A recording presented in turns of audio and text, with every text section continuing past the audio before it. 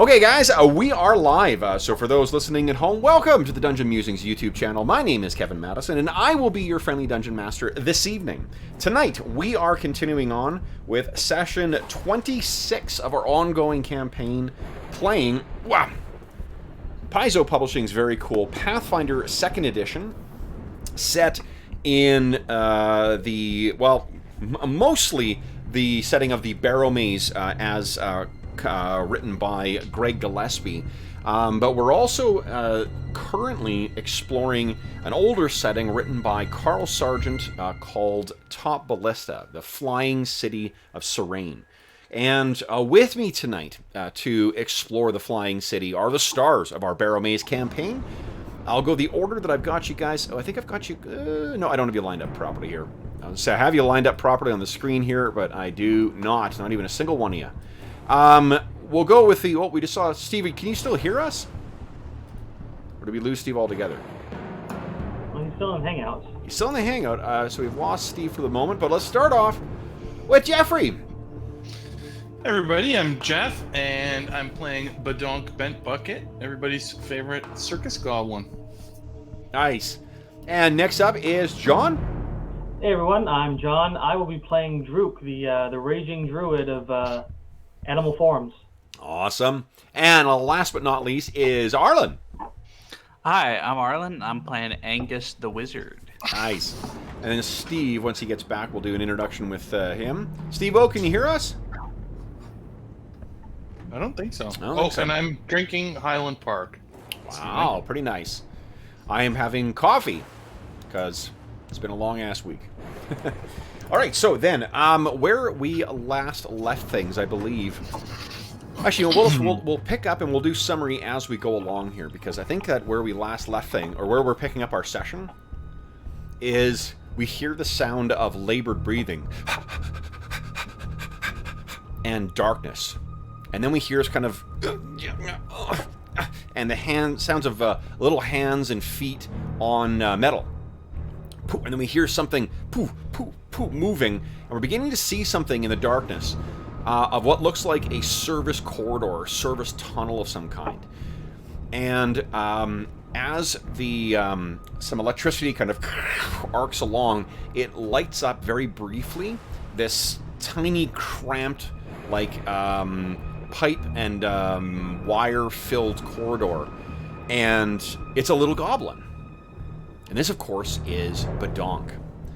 And he is racing back, his eyes wide with terror, to try and reach back with his friends. Now, Steve, can you hear us again? I'm back. You're back, baby! All right, so Steve, why don't you tell us who you are and who you're playing? I am Warbin Silverstone, the incredible Storm Druid. Yes, Dwarven Storm Druid. And that's who I'm playing. Nice. Are you drinking anything special tonight?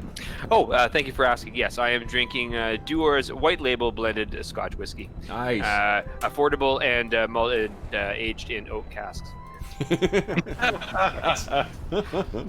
So, where we were picking things up was with our little goblin. Let me turn on that lightning effect. Just a scooch here, because I think the lightning is fading behind him as Badonk is running away from what he saw. We cut back to our three other stalwart heroes. John, I lost you your camera there. Are you still with us? I am here. Okay, let me hit reconnect to see if I can get you back. Boom, boom, boom. I have everybody but Steve. Steve, would you mind hitting reconnect as well? I think I got some Dark Riders in place of you. Okay. Roll for connect.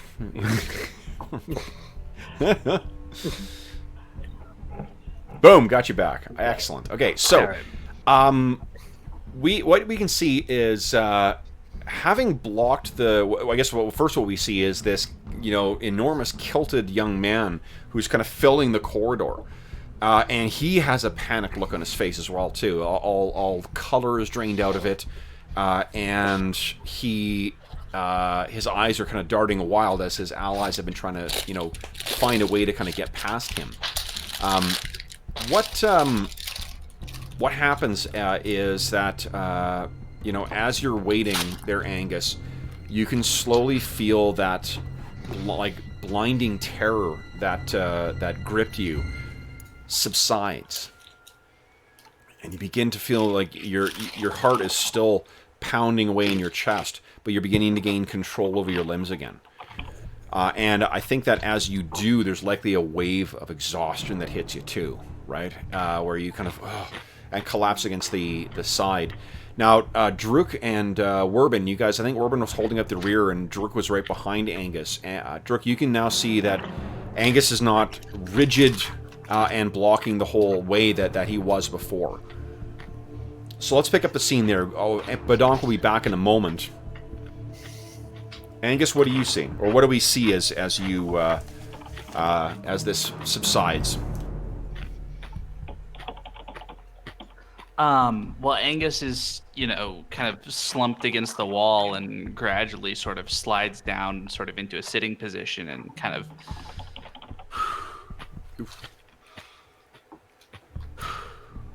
Okay. Yeah. Recovering. Group And was like, what was that about? There's something down there. Something, Steve? immense. Can we get you to mute your mic when you're eating? Sorry, it's your new mic is really awesome and it's picking up every single bite. I think I have the track of that. It's called mastication. Cheese is very crunchy. Yeah. So what? Yeah. So you kind of, you guys are going back and forth. Around then is when you hear this kind of something hitting up against metal, like it's a sound of like feet or hands or something. It's likely both. But then you see coming around this little corner a little further down and running back towards you guys is Badonk. And he now has his backpack back on, because you may remember, Badonk, you left it behind when you were getting that last, like, squeezing your way through that last little bit. Right. And what do you say, Badonk?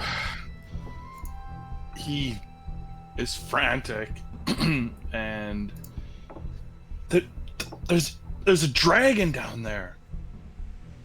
There's a dragon on board the ship. The evil presence, the enemy that we feared, is a dragon. Angus, give me an Arcana check. Yeah, you've never experienced it, but you have you're able to put your finger on what you were feeling there. That unnatural terror, that's engendered by just the presence of dragons. Mm-hmm. And for it to just permeate through the hull like this, boy, oh boy, that's got to be some powerful dragon. I vote we avoid this dragon and rescue the people we came to rescue.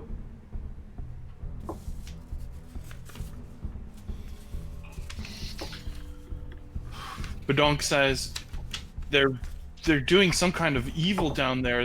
They have my friends. I don't know how we could even imagine stopping them.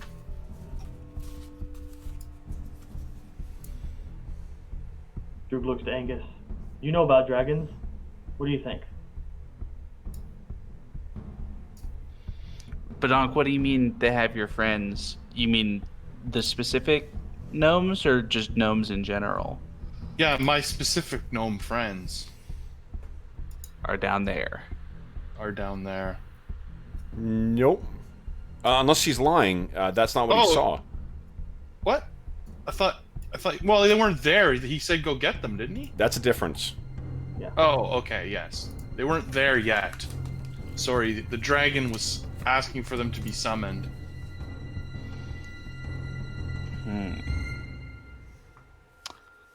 Well...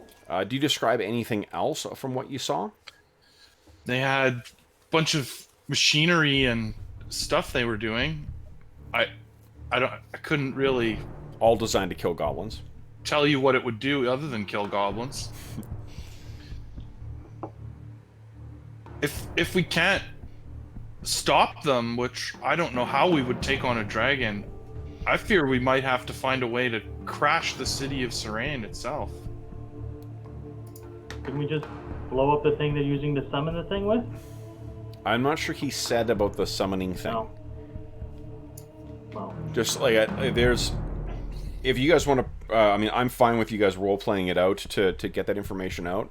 But you know, if Badonk's not going to volunteer that stuff for everything he saw, I mean, like first of all, out of character, if you don't remember, Jeff, you remember there was that giant draconic head that was pushing through that disc of energy. Okay, yeah.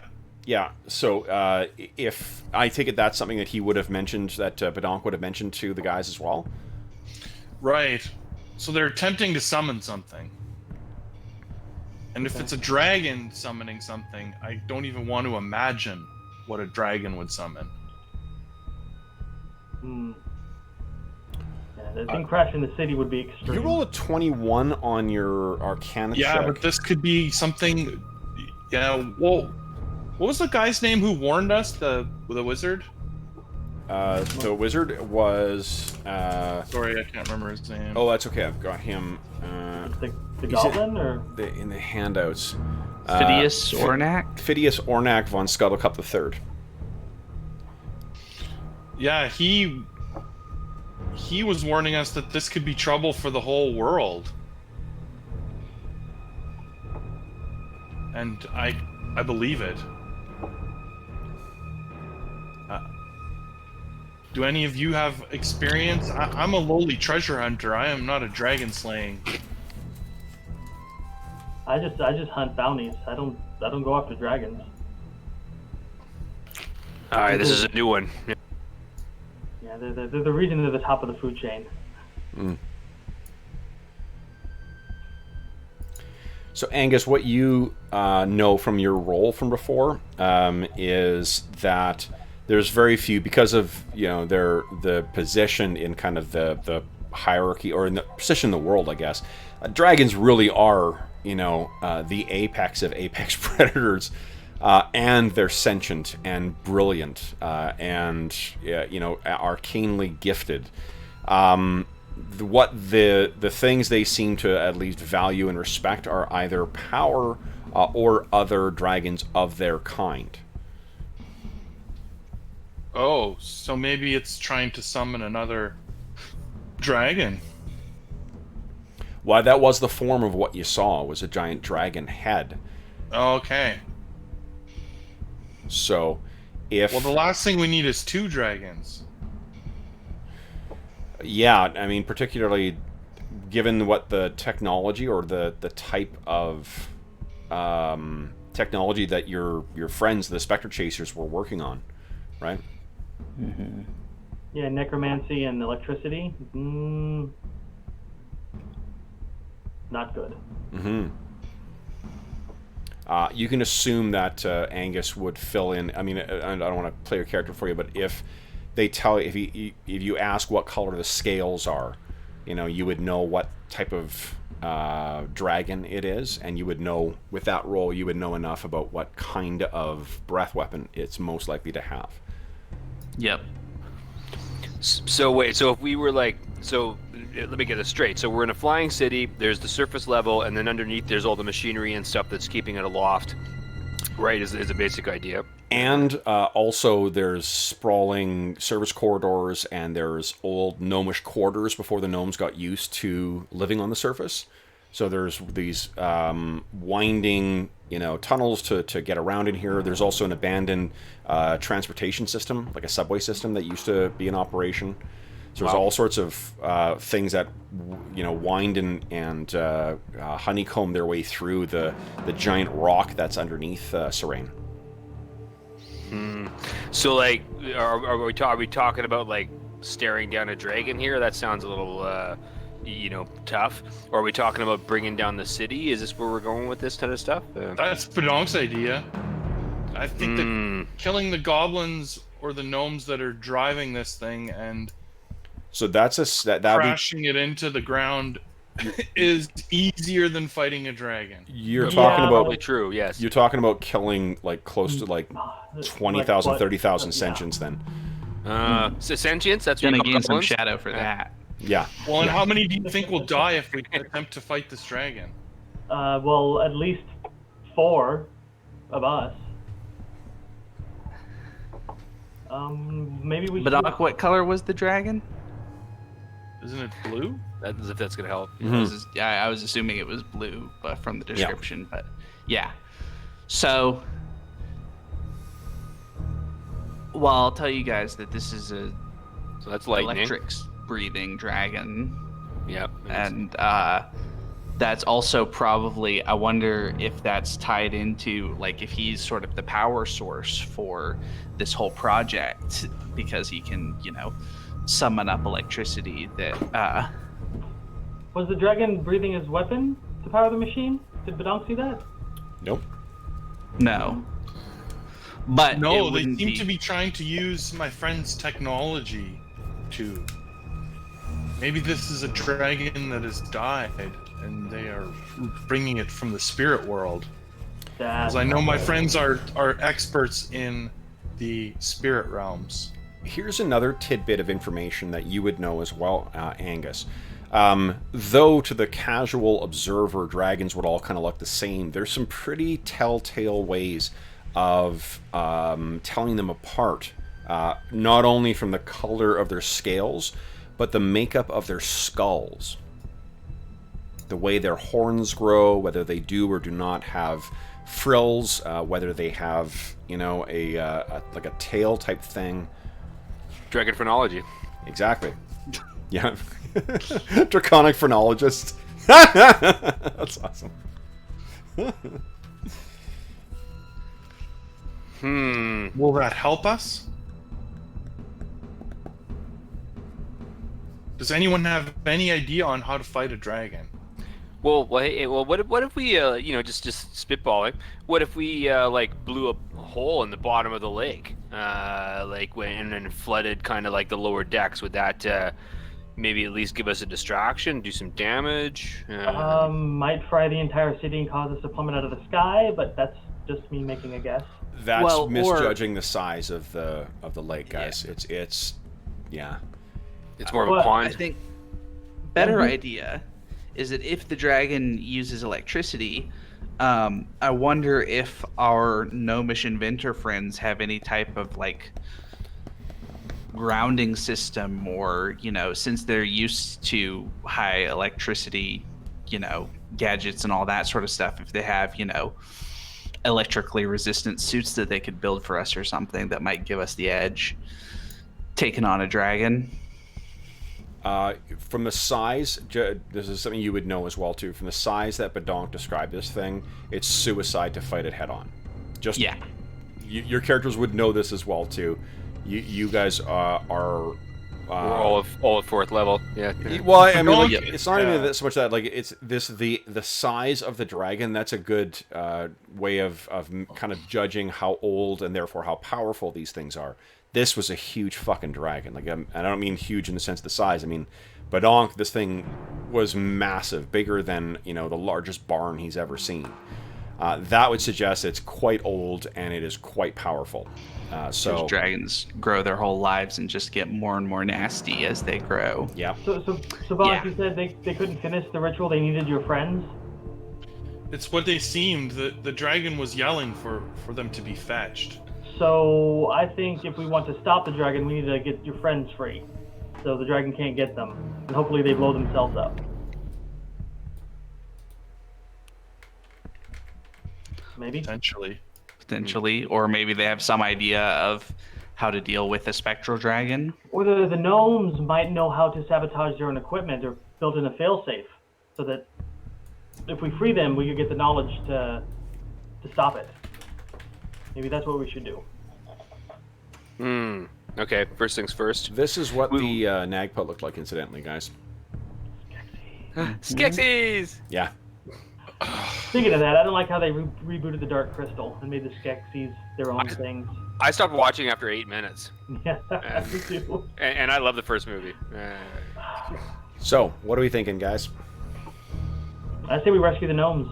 That seems Yeah, like I the think obvious that's still our best plan, is to rescue the gnome specter chasers. Okay. ambush these Skexy things whenever they go, the Dagpa when they go after the gnomes. Okay. And then get them out and get off this flying city. Okay. Yeah. So, the next thing to do then, guys, is you are currently about here, like somewhere beneath the Pegatar Eyrie. You still have a ways to go because the prison, I believe, was 35. Oh, I forgot to grab 1 second here.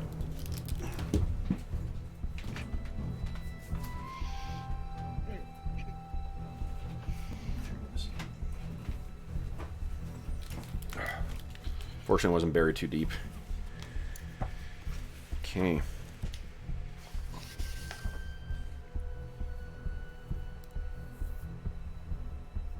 Oh, that's not where I had it. Where was it? Where was it?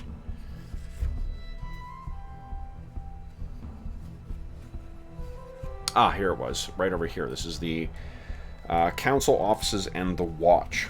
That will also double as the prison currently. Alright, so... well, that means going back into your, what do you call it? Your the schematics that they had, that Phonome had printed out for you or provided to you. So, Angus, why don't you give me a crafting check, please? Nice. Okay, so you're easily able to get your way to the prison. Now, tell me how you guys are hoping to kind of handle this. What you can see is that with a roll that good, that there are it transitions from these service tunnels into kind of like a one of those like subway kind of excavated tubes or passageways, and then from there it branches into you can kind of get your way into a sewer system, and the sewer system does seem to lead actually inside the walls of the prison, but there's no particulars about the prison in there, about what security there is and how you're going to get past or anything like that. So what's the plan here? Is there a plan to reconnoiter at all, or are you just trying to get yourself inside the walls? The way that we're going to handle this, guys, is I'm stealing some rules from Pathfinder 1 on heists, because they've got some pretty cool rules for heists in Ultimate Intrigue.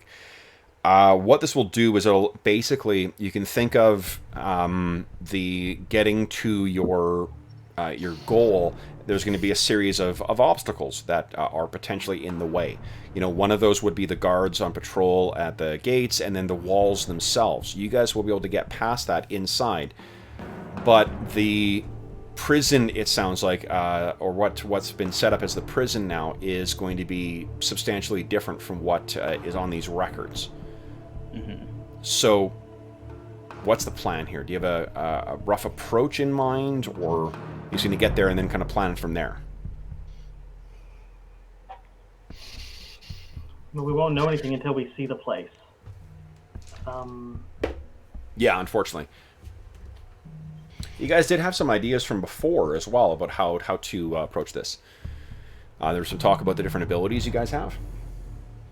Yeah, I mean, I could pretty much sneak in there as an insect or something fairly unnoticeable and scout around. But I can only do that for about 10 minutes per level or so. And then I'd have to... I wouldn't be much use after that point. Although, we are fairly stealthy, I think, with the Follow the Expert. Oh yeah, we were doing that wrong, by the way, Kevin. What's that? The last time we were using Follow the Expert, we were using Arlen's just +2. He actually gets the expert bonus, but uses his +2. No, he doesn't. He gets if you guys each individually roll, then yes, he does. If he uses your way, then it's only one roll, and he used the lowest. That's the difference. Yeah, he does, but he still gets the expert bonus plus his stat. I don't think that's right. I looked under the Follow the Leader, Follow the Expert rules. Right, but your feat is an exception to that rule. That's what I remember from last time. I think Arlen might be able to explain it better. Why don't I look it up and... Yeah, because Arlen and I talked about it afterwards too, and it's not... That's the reason. Yeah. You get to roll each of you get to roll with the Follow the Expert bonus, or one person rolls, and then you can take advantage of only one person having to spend a hero point to re-roll. Okay. That's the upside to it. But no, you don't get the benefit of both Follow the Expert and having to only roll once. I'm not sure we're saying the same things, but okay. We're not. I'm sorry if I'm not making it clear, but why don't you click on your feet? That'll make it easy. Let's just... Yeah. But, yeah. Click on your feet, and then we'll...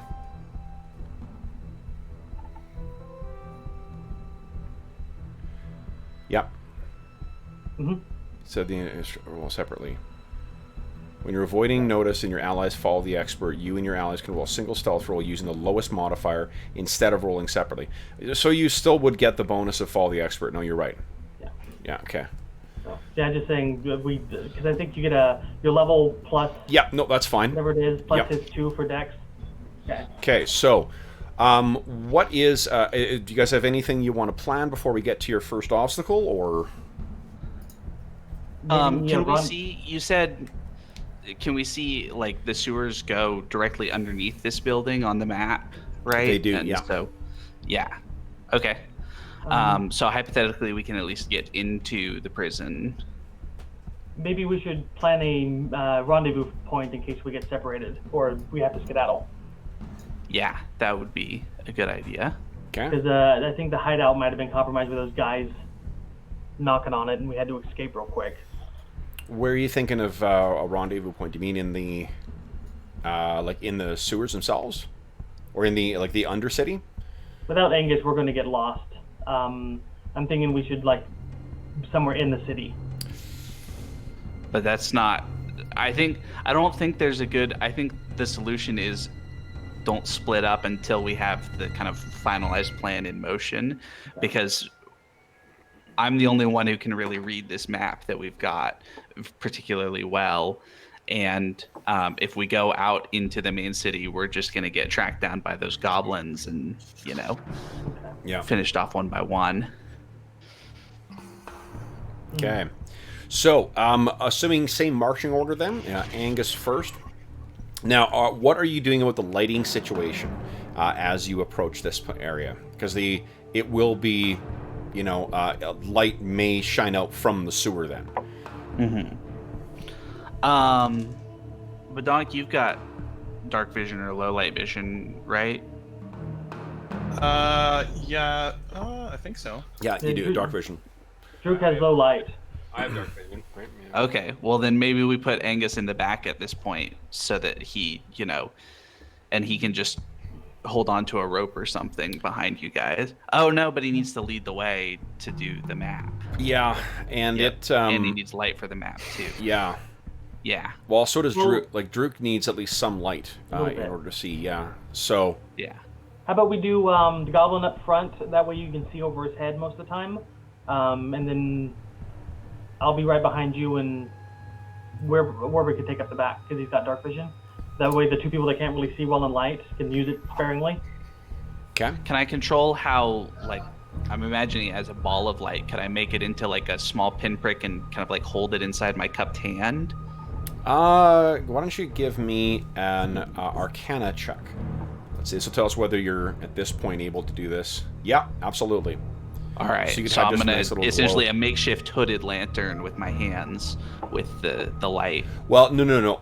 It's not that you're able to create a directional light. It's that you're going to be able to control the ambient level of it. Yeah, that's what I'm saying. Is that I can point it so that it's only light forward. No. You're covered by. So what then? If that's the case, then it's the amount of light, the amount of the radius of light that you'll have. Okay. That's what you can control. You can't control it to make it just a flashlight on the end of your hand. What you can do is you can make it so it's only, say, 2.5 feet out from you. Okay. Well, that solves our problem mostly too, right? So. And I think that what that would also give double the distance for Druk to be able to see. So it's because you guys are walking effectively together, the two of you, I'm not going to make you make any reflex saves or stuff like that as you're navigating your way through the Undercity. Okay. Very helpful. Cool. Okay. Yeah. All right, then, Badonk, you are the first one to get here. So you guys get to the point where, you can picture that you've made your way away from this, this heavy, or not heavy, but you've made your way away from this, the more industrialized kind of part. You make your way through here, past one of the old subway things, and you can see that it's just like, you know, you would picture it like a Victorian era subway. It's got round with like bricks kind of place in it. Ghostbusters 2, if you picture that, you're pretty much right. And then you make your way into this, you know, you have to kind of climb up and then go in this whole, it's just like a natural cave system almost, where it's going like, you know, from one level to another level. You're navigating up and down as you make your way through the underbelly of the city. Okay. Until, whoopsies, you finally make your way to the prison itself. So, first off, Badonk, would you kindly give me a stealth roll? You're the one in the lead here.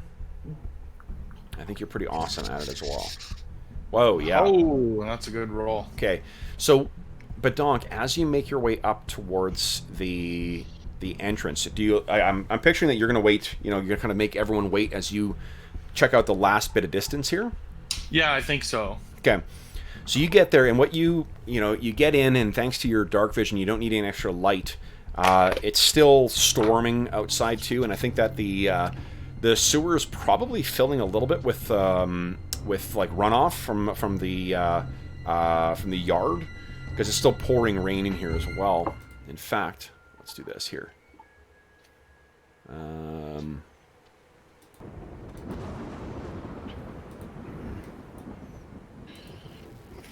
Let's see here.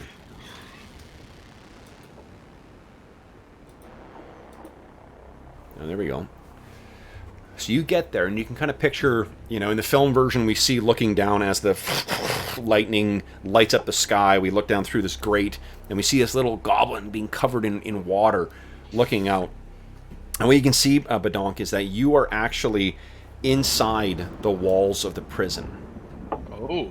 Yeah. So you are, unfortunately, in some kind of yard, and you can hear the sound of a couple other goblins talking, you know, in the distance, as they're walking patrol, you know, along, chit-chatting again. And you can see that there are 2 doors leading out of this particular yard, deeper into the prison. Why don't you give me a perception check, please? I'm just going to see how much you're able to pick up from what these guys are saying. Ugh.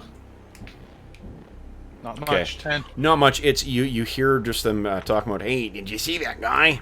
You know, and it's all like personal chit chat that just doesn't mean anything to you. Yeah. What you can see though is that this gate, or this grating, is locked. Okay. I'll come back and I'll relay that. We're sort of in the walls. It's looking good, but the grating is locked. Oh. The grating is wide enough for something like, if you had mentioned the animal form, that's something that you could, even as a mouse or like a weasel or something, you could fit through. Okay. Is it locked with like a padlock, or is it just like barred shut and you have to be on the other side to... No, it's there's an actual lock. Like, this could open. It's sealed with a lock, no doubt, to prevent prisoners from making use of this to escape. Interesting. Could probably squeeze through, but I don't have any... Not real good with locks. So I'd have to find some keys. Anybody have any ideas? Maybe eat through the lock with a spell, like acid? I do have acid arrow. I have acid arrow, if that would help. It's not really meant for that, but it would certainly do damage, right? Maybe not. Yeah. Yeah, it would do. It definitely would do damage to the thing, and it may eat through it. I guess the consequence of that, of using that approach, would be that you would have a damaged lock. Mm-hmm. And if it doesn't go all the way through, then there's no way of picking it or opening it usually. Good point. What about we got enlarge? Someone could try to beat down the door, because enlarge doesn't really do that. But Enlarge is my answer to everything. Yeah, it really is. What if we enlarged? Yeah, I suppose I could crawl through there, but I'd have to find keys. Did you see anybody that might carry them? I mean, I couldn't see specifically the guard with the keys. No. If you wanted to do that, Drook, what I would probably do is just have, like, we're going to treat this as just narrative time. We're not going to be going to a map and having you move around. What I'd probably do is get you to make a perception or like a search roll. Okay. To try and track down to see if you can, you know, it would be you skittering from like one room to another room trying to find a guard with keys on them. Okay. Okay. Okay, let's see. I mean, right now, here's a problem is you guys don't know where anything is in the prison either. Mm-hmm. Right, so you know your allies are in here, but you don't have any idea of what the layout of the prison is, so whether there's different wings, or whether there's different, like, degrees of security, and you certainly don't know what security measures they have in here beyond goblin patrols. Okay.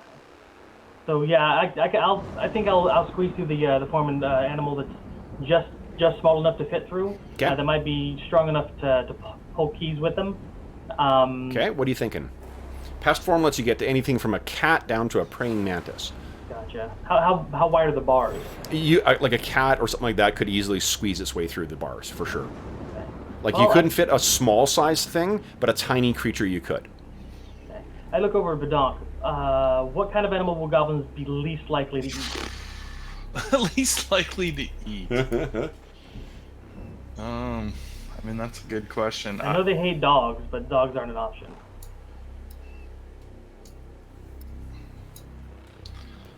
I would go as small as you can to be unappetizing. They might have cats in the building too. Yeah, let's go I with wouldn't recommend a cat. let's go with a big, like, gnarly looking rat. Okay. Do that. Yeah, I'll Nice. I'll spend a focus Rat point. meat is not too tasty. Nobody likes rats. Yeah. Okay. I'll do that. Mangy, like, patchy furred rat, and I'll spend my focus point to wild shape into that. Okay. So you, you've transformed into this thing, and does it grant you any their vision properties as well, or you keep your same? It does does grant me vision properties. So let me look up that For the spell real rat, quick. okay, sure. Yeah. Rats in the bestiary, so I was looking at them. So pest form. There we go. They would have low light and scent, which is imprecise Mhm. as well. So, let's see here. Yeah. Low light and imprecise scent for 30 feet. Yeah. Yeah. I'll do Okay. that. Okay. So then, what that tells you, you'll be able to know if a living creature that emits a scent is within 30 meters or 30 feet, but you won't know precisely where the thing is. Okay. Okay, so you come skittering out, and it's like I said. I mean, it's still pouring rain in here. The yard is full of stuff. You're soaked as soon as you get out there, and there are 2 doors that are in here. Why don't you give us a perception check here? Okay. And Fairly perceptive. okay, and then would you also please give me a stealth check? Now let's see. Do you get to use your own, or do you use the? It says I get it of 10 unless your own is higher, and mine is the same. Same as a rat? Yep. Okay. The plus 10. Okay, so go ahead. Nice, very nice. Oh, I am super stealthy. Yeah, okay. I was going to give you a +2 as well, too, just because of your size in comparison, and the fact that you're, what you've selected is something that would be seen skittering around anyway. So you, basically disappear into the darkness, and you go skittering over to a door, and you're able to sort of push your way under. Well, no, you know what? You have to kind of scramble up and go through a door, because these are secure doors. They're not like poorly made wooden doors. Can I sniff out other rat trails nearby and maybe find how they get in? If I don't find a way in easily. Yeah, I don't think that they're. I think one way or the other, you're able to find a way in those things. I like that idea better than just going up through the thing. So maybe you kind of, we can see you go skittering up, and there's this huge door above you, and you're kind of like, your little rodent nose kind of twitching back and forth, and you make your way over, and you can smell where, another, like a mouse, we'll say, went through, and you get in there and kind of like, kind of force your little body through there, and you make your way in, and you can hear some other goblins talking in one of the rooms you've gone into, and it seems like this may be like the shift room. So you kind of are hanging back and looking, and these goblins are all talking to each other in Goblin. Do you speak Goblin? I don't believe I speak Goblin. No. Okay. So that, unfortunately, whatever they're talking about escapes you, but they keep stopping and laughing really ugly in an ugly way. Clearly, at something a very cruel, mocking kind of. It's clearly at someone's expense, but you do, fortunately, get a look at the layout in this. And what you can see is that from where you are, this is the sort of like regular security wing, and then the other side there, that is to get into high security. Okay. So they're likely in the other wing. Given what Badonk told you, maybe, yeah. Or the DM could be leading you astray. Well, you have to put your trust somewhere. So what happens next? First off, how long does your spell last? Let's see. Because I think that's one exploration mode time that you've done. So it's 10 minutes we've used up right now. Okay, it says here. So I think you said it was 10 minutes per level, right? Yeah. Wild shape lasts for 1 minute. You can add more forms of shape with druid feats. Wait, it's only 1 minute? No, that's for other shapes. For pest form, it's 10 minutes, and I believe it's 10 minutes. Let me double check. Let me click it. Sure. Let's see here. Yeah. So it's only 10 minutes. So you kind of have to come scrambling back in. Okay. Oh god, that's short. Okay. Because what I was thinking when I thought it was 10 minutes, it was like, oh great, okay, this will be. It's a nice synergy between that and the exploration mode rules, but this basically means you can do one thing in exploration mode and then you're out of that form. Maybe I could make myself back out and then refocus and get myself back in the grate, or. Refocus is 10 minutes, so you want to spend 10 minutes as a half orc in the prison. Well, if I can find a place to hide real quick, maybe. I think you've spent your 10 minutes getting in here and getting to this point, because that's one exploration mode action. Okay. If you wanted to try and find somewhere else to hide, that's another 10. That's another phase action. So I'll have to scramble back then. Okay, so you go scrambling back in, and you sort of barely beat the clock, and you're back to your half orc size. Right. What are you saying? I'm surprised these spells don't let you downcast, and anyway. I tell them that I saw the standard security prison, the bunch of goblins just talking back and forth. There's a high security part of the prison. Yeah. Did I spot any keys that we could go after, or?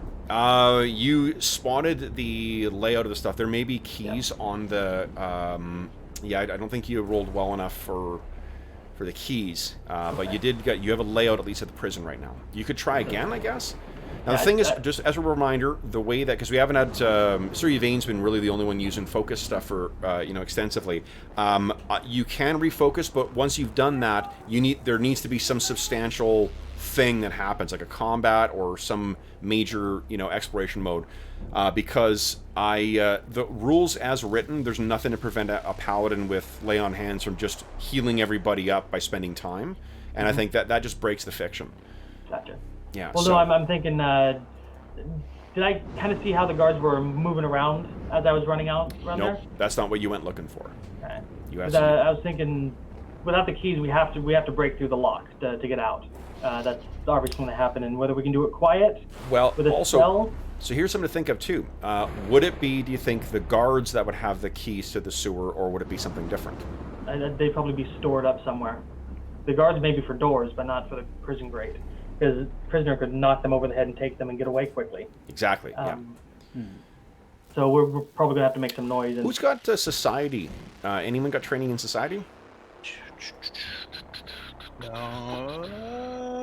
Nope. Nope. Nope. I have a bonus from intelligence, but not. You can give me a check. I'll set the difficulty a little harder, but All right. go ahead. Let's see here. Ooh, that's not great. No. No. Okay. So, what do you think, guys?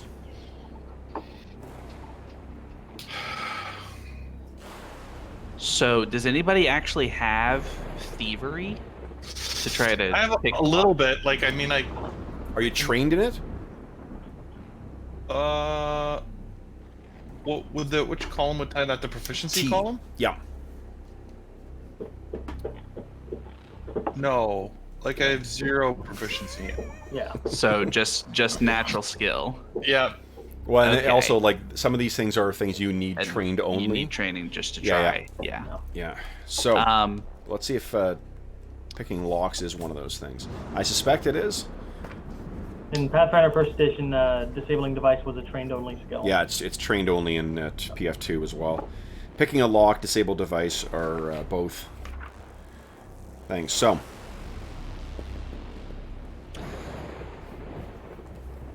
So, with that in mind, we either need to find a different grate or find the keys for this grate, basically, right? Because we're not gonna. break through this grate. One of the two. Or Well, three. breakthrough is gonna make a lot of noise and attract all the guards' attention, but It might. that is an option. Hmm. We could grab some guards, cram them in the grate, and I could cast enlarge on them.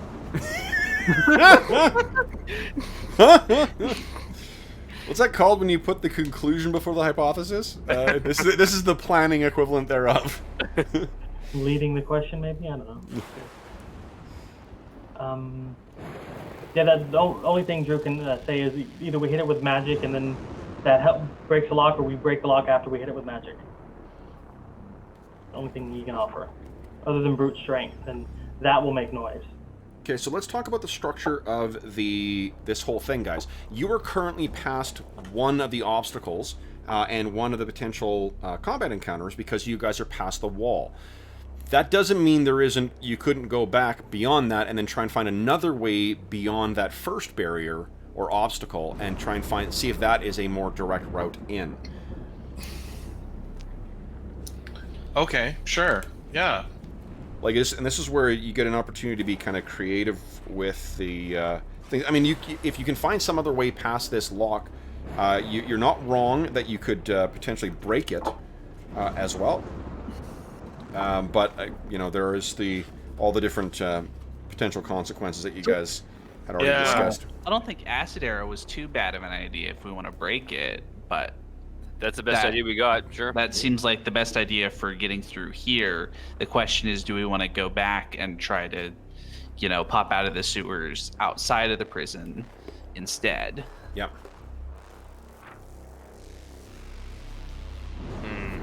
And then another thing we should consider is that we're kind of on a timetable because the dragon told the Nagpa to go get the Spectre Chasers. So the more kind of steps we take to do other things, the more likely we get to the cell and they're not even there. How would the Nagpa get into the prison from the sewers? Would they just walk in through the front door?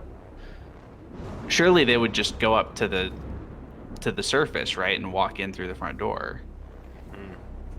So that's a good question. What you guys could do is back out of here, try and find some way to reconnoiter this place, or case the joint, as they say, and see if you can gain any further information that way. Yeah, I'm thinking if we can find out where they come out and go back in, we could ambush them in the sewer system and free the gnomes that way. You're talking about ambushing the Nagpa while they have the prisoners? Mm-hmm. That might be an option. Mm-hmm. What about ambushing some guards and taking their keys? Yeah. That might work.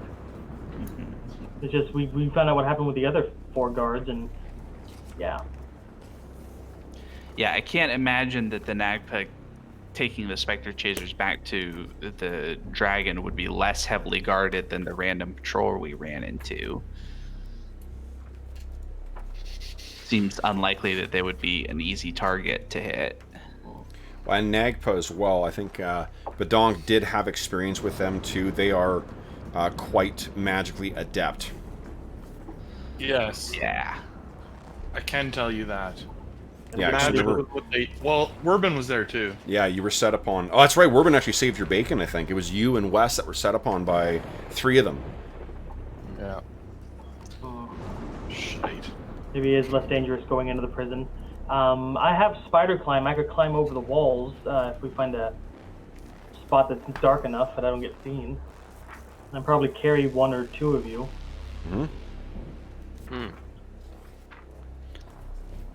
I also have Spider Climb, and I have spell substitution, so I could spend some time to substitute out my other 2nd level spells for Spider Climb and just cast it a couple of times.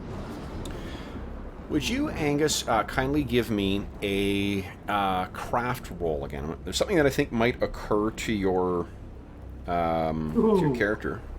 Holy shit! Okay, so that yeah. Definitely. So you and just as you rolled that as well, where is it here? Sorry guys, I'm trying to find something here. Oh, I'm a dummy. Excellent. Okay. What you see is, or we see, you sort of, you can hear everyone kind of exchanging ideas back and forth as you're talking about this stuff, and then you kind of, you sigh, and you look at the schematic just to make sure you haven't missed anything. And in the same way that kind of like, those magic eye pictures, kind of like if you look at it long enough, something finally emerges. What you can see, not too far away from here, and a little off the beaten path as far as the winding tunnels and whatnot go are, there's a small, like, effectively, like an abandoned gnome village.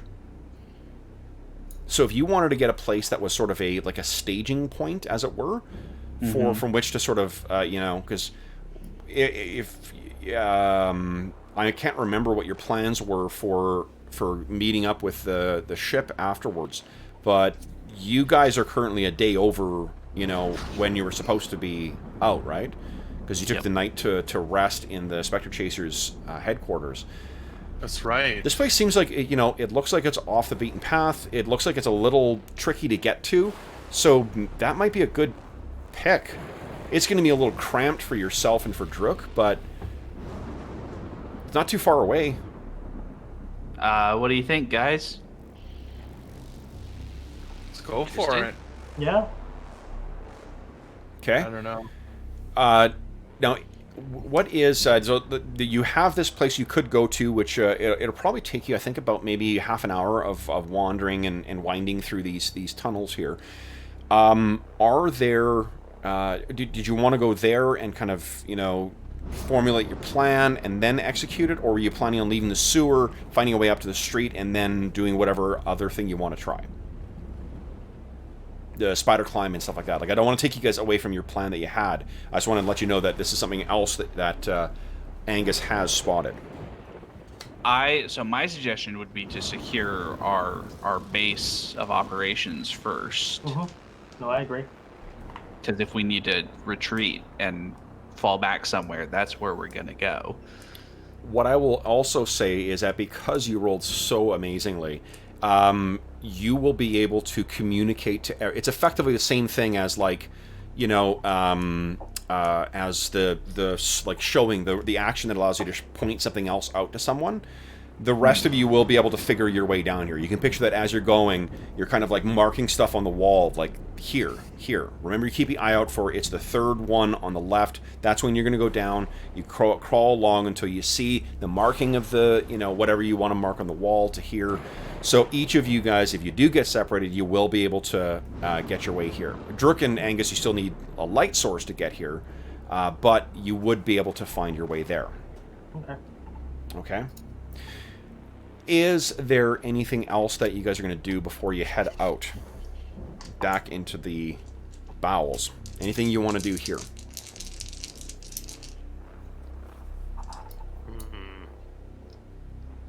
Can you do pest form again, or was it just one time right now? It'll take me some time to refocus. Okay. He could refocus that's what once. I was- Yeah, he could. John, like you can refocus now. You haven't refocused yet today, right?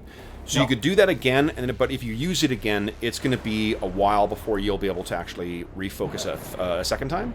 Yeah, and just the area right now, it's just full of machines and whatnot. I don't really feel in touch with nature, so I'm not really feeling it. So I'll just need a place of quiet and a bigger open space to do it with. That bit of self-imposed limitation is going to net you a hero point.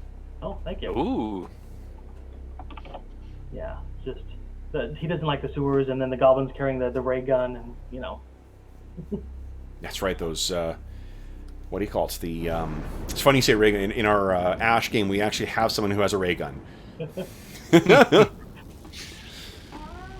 Again, I say we go. We shouldn't waste a lot of resources if we don't have our base secured yet. So. Okay. Yep. Okay. So let's do this. I'm gonna. Okay. I need some ice for my booze. I'll be right back. I need to set something up here. Anywho, so that is that works well. Let me hit refresh as well too, or reconnect. I lost. You know, I'm actually gonna hit refresh. I got an artifact on my screen from something. So one sec here, guys. I'll hit reconnect. Then I'm gonna load something up, and then something's gonna happen. There we go. Coming up. Coming up. And boom. Nice. Okay, here we go. So if anybody's watching and they want to know if they can extend Wild Shape's duration, 4th level Druid feat, form control. So Oh, sweet. I may be taking that next time I have a feat or retraining. We'll see. Awesome. What level is it? It's a 4th level Druid feat, and if you cast Wild Shape as 2 levels lower than what it is, minimum of 1, it lasts an hour. Oh, cool. So. That is awesome. All right, give me a sec here. Awesome. I actually picked up a new map for us today, specifically for these encounters. And I'll say again, look at most of the maps I'm using here, for those who are listening at home who may be curious, these are all created by Gabriel Pickard and available on Roll20. I don't take any cut or anything like that of them, but he has generously said that anyone who streams can make use of any of his maps without any kind of, you know, contacting him or anything like that. So that is pretty awesome. Now it's just remembering the name of the oh yes, oh yes, oh yes, I believe this is them. That'll do just nicely.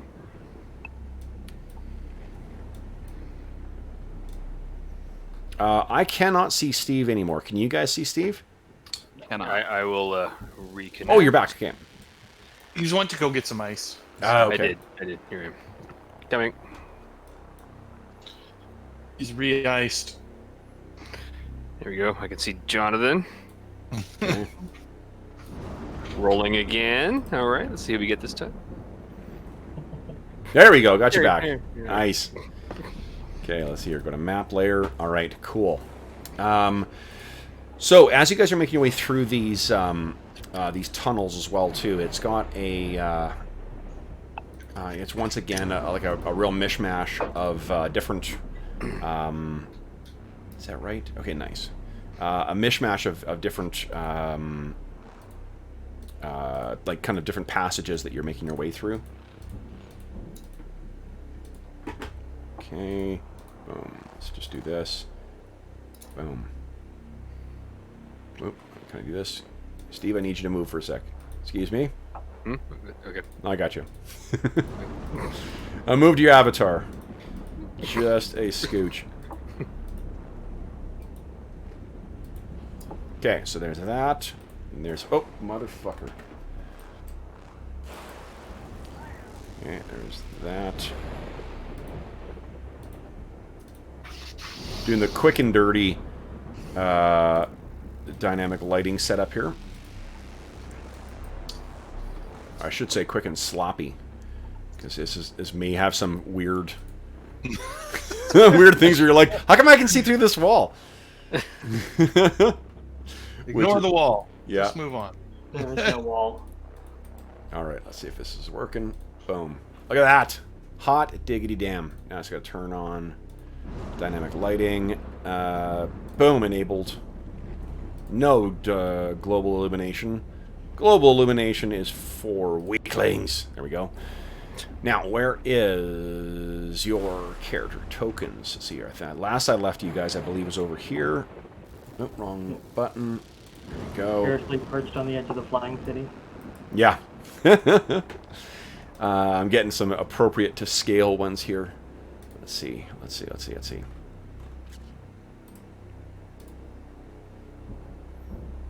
Oh, man.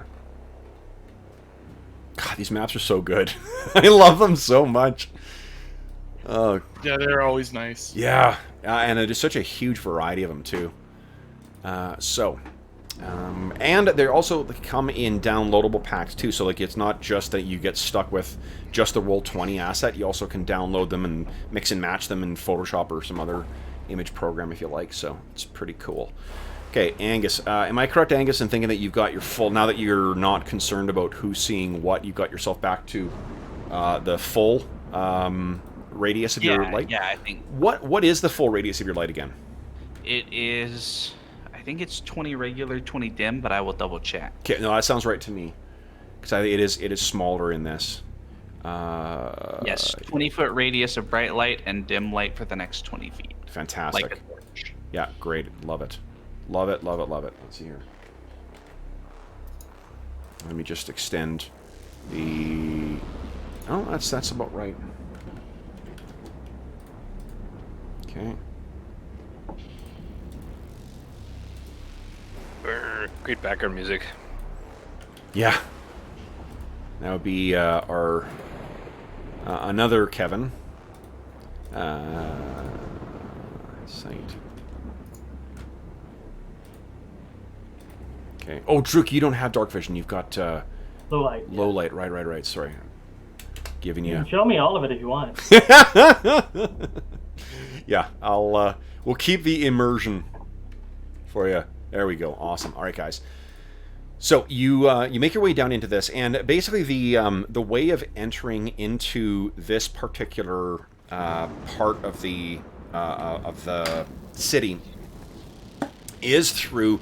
It looks like it was actually sealed off at one point, but then there is a fissure that shows up on the map, or you know what it is, Arlen? I think it's that you actually noticed a difference from what was on the map, and there was this like fissure in the side of one of those old subway tunnels.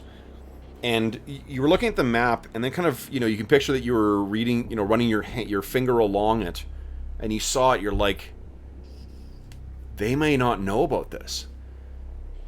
So you guys have got down there, and then there's a fissure that slowly got wider and wider until it led out into this larger area. Let me turn the storms have been left behind now because they've gone back deep beneath this thing.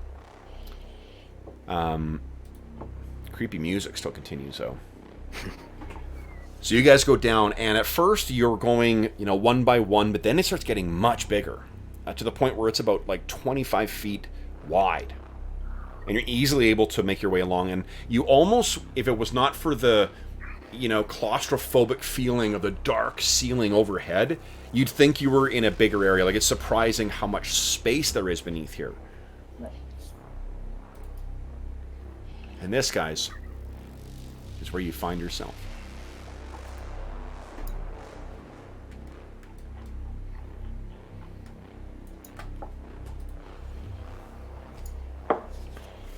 Making your way through the things. And what you can see up ahead is where it looks like the fissure has finally broken through into what was once a gnomish community. Interesting. Very interesting. I don't mean to panic you guys, but there is one wall that's about to disappear. Because I forgot to put it up. Boom. But that is what you can see, guys. So, we'll drop out of exploration mode. And you can see this is where you are right now. This appears to have been a very small community, like almost like the equivalent of an underground village. A smaller burrow that would, and I mean burrow B-U-R-R-O-W, not B-U-R-R-O-U-G-H. Although I suppose it could be both. A burrow. It's a neighborhood of the underground gnomish settlement. This is, you know, you're not quite sure how old that Serene is necessarily, but it's got to be at least, you know, several hundred years that this has, you know, this thing has been abandoned, if not, you know, more than 1,000. As the gnomes adapted to the, you know, life above the, both above the surface, but also above the clouds. Right. So, what are you guys doing? That's sort of where you guys have been ambling your way down. It appears that this is before you. Do you want to search out your kind of hideout and try and find a, you know, a way to secure this, or what? Or does this satisfy you enough that you've found the way to get to here? So, Nah, we got to make sure it's secure. Fortunately, I didn't prepare a light spell. Anybody got a torch? I mean, Donk with his dark vision doesn't really carry torches. yeah. You guys do. Angus, you got a spare torch? I've got my light spell up. Yeah, I know, but it's limiting to me. I mean, low light vision is I'm supposed to see a little bit further, but I can't with the map. So. No. What it allows you to do is to see in dim as if it's normal, right? So you can see what's you're not going to suffer any penalties into the dim light area. Okay. Gotcha. Yeah. So there you go. Yeah. Okay. Okay. So, what are you doing, guys? Who wants to go first? All right. Don't all act at once. I'll go there. Okay. So you start slowly making your way forward. I've got one other queue I can queue up here. Yeah. I got to stay somewhat close to Angus because of the light. Yeah.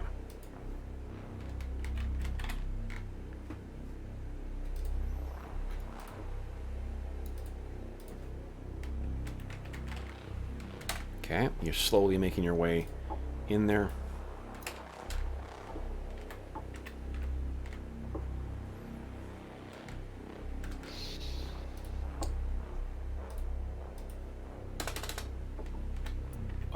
Badonk will be trying to be stealthy. Maybe Okay. he'll sort of be on this side of the... Yeah, that seems good. Well, spread out a little bit. Okay.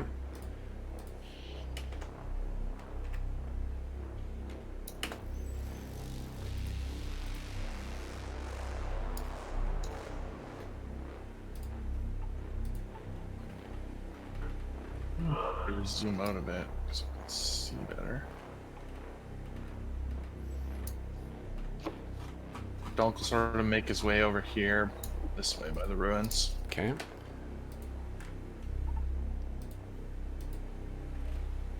following us, Warbin? Yep. Don't get too far behind. Here. Coming. Okay. Now, Looks like a hole up ahead.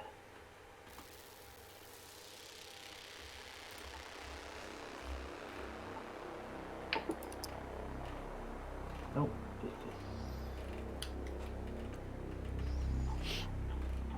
a big map.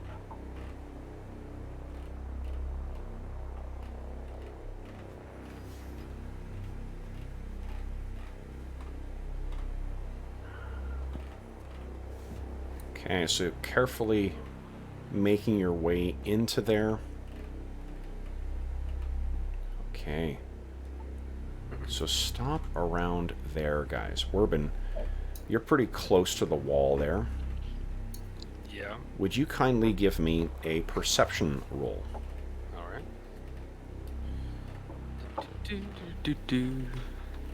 Little perceiving music. Here we go.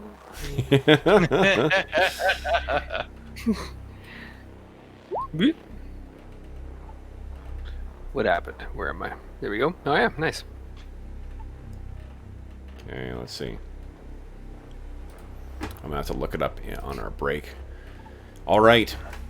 So you can see on that wall at Werbin, there was two things. First off, you can see that there is writing on the wall. You know, it's not gnomes are likely like dwarves in the sense that they, you know, to make the underground dwellings or their underground dwellings more, you know, have more variety than just like wall after wall after wall. They do a lot of carving on the interior of this. So this is obviously quite worn. It's been a while since people have been here, and their craftsmanship is not quite the same as dwarves. There is some carving in there on the wall, where there is some details that have been slowly lost to time. In addition, it looks like there's some new carving that has been put on top of it, too. Does anyone speak gnome? Make sure that's an actual... I don't believe so. I want to check, make sure that is an actual language. I don't want to be unfair to you guys. No, gnome's a language. Gnome is a separate language? Yeah. 65, okay. I know it is in older versions of D&D. I just could not recall here. Okay, so no one speaks this, right? Yeah, gnomish. All right. So the script may be sort of similar, but you can't make out what the words are. There is a second set of symbols that have been carved on top of the wall. And you can hear somewhere off in the distance the sound of a flute or pipe being played. And it is echoing off of the walls of this structure.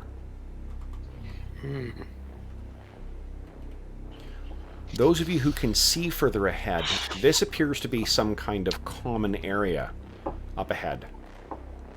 Like perhaps a meeting hall or something of that kind. And someone's playing a pipe down here. It could be, but it's a... I mean, by pipe, I mean like a tin whistle kind of thing. Like it's something quite small. Shall we see who's down here? That way? Isn't that the way? Oh. Or it's up? I don't know. Which way do you want to go? Which way is you saying is the common area, Cat? This up the direction you're heading there. Okay, yeah. Yeah, I guess. Let's check it out. Okay. So from there, what you can see is what looks like an underground amphitheater of some kind. The ceiling swoops up. There are, you know, I think, Badonk, you're quite quiet, but your less quiet allies, you can hear their footfalls echoing up. And it seems like this is broken in. You can see how it's collapsed in like that. These appear to be stands of some kind. Like as if an audience would sit in one area and a performer might perform elsewhere. And what you can hear is from off in this direction here. I should actually set something up here. One sec. There. There.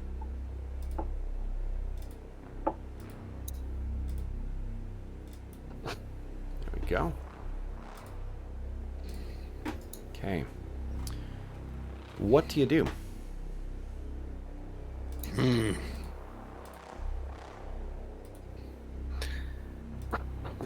Yeah, can we peek around the corner? Yeah, absolutely. So you die. Of course. Okay, so as you make your way up there, Warbin, why don't you give me a stealth check as well? All right. Hey,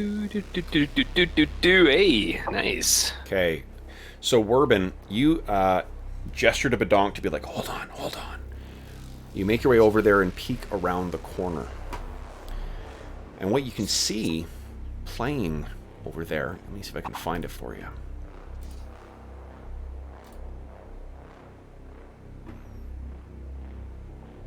It's like gonna be some kind of a whatever.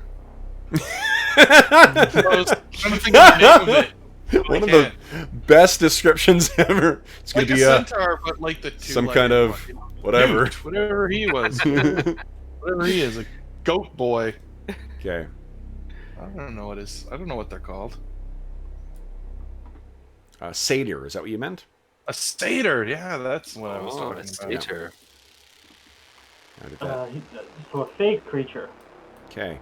So what you Watch see yourselves. is actually, Warbin, kind of wandering around in the area here, idly playing, is this...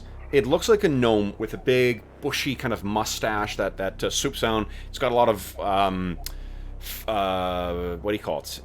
Like robes on. It has like a kind of a, what might be a turban or a cap or a cowl of some kind over its top, and it's playing this pipe.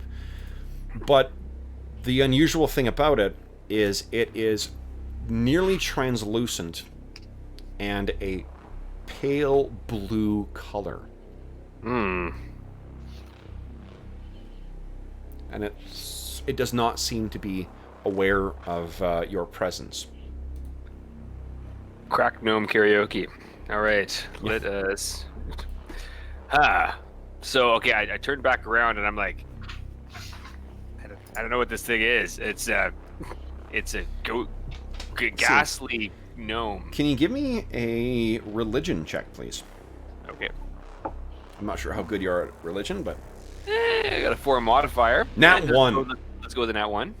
So, I think that you've mistaken this for a live gnome. You're like, there's a gnome in there playing a flute. And it's blue. Yeah, it's got some kind of enchanted aura on it.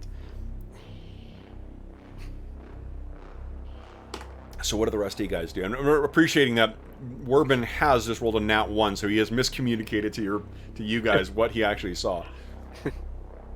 Of course. Also, everybody get a hero point as well, too. We're an hour and a half in, sorry. I'm behind on my duties. We'll take it.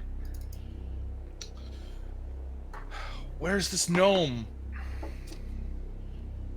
And the donk will... Sure. Give me a stealth check again. Yep. Stealth. Ooh. Okay. Not great. Not great at all. Before I tell you the result, do you want to spend a hero point? Yes. No. Whatever. If the ghost hear me, the ghost hear me. So you step out into there, and then the piping kind of stops, and this thing, you see exactly what I described for him. He looks over at you, and you can see actually that because you're sort of closer to the ground, I suppose, this thing seems to be floating. It's not actually moving. And it looks over at you and says, You've Hello? come. You've come, then. Finally. Yes. Yes, we've come. Have they lifted have they lifted the quarantine, then? We're so hungry. I don't know. And I'll call everyone over. I'm like, you guys know something about a quarantine? So it starts drifting towards you.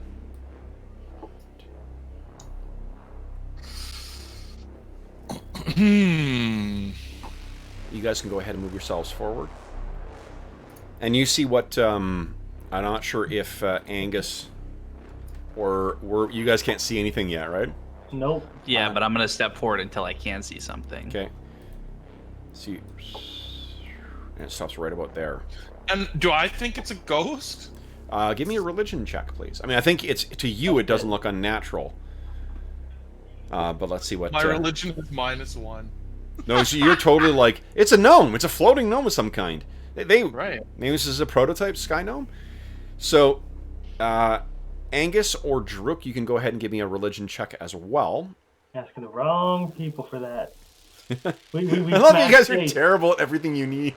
Well, we're pretty good at hitting things. No, let's correction. You're pretty good at hitting things within 30 feet.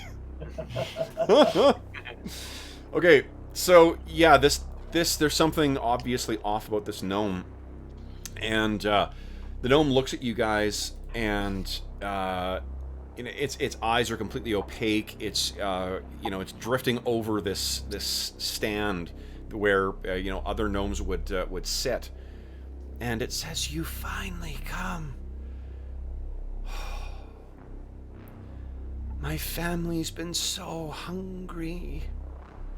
And why doesn't everyone give me a perception check? I'm just interested in who rolls the highest. I suspect you'll all hear this. I'm just curious of who's going to hear it first.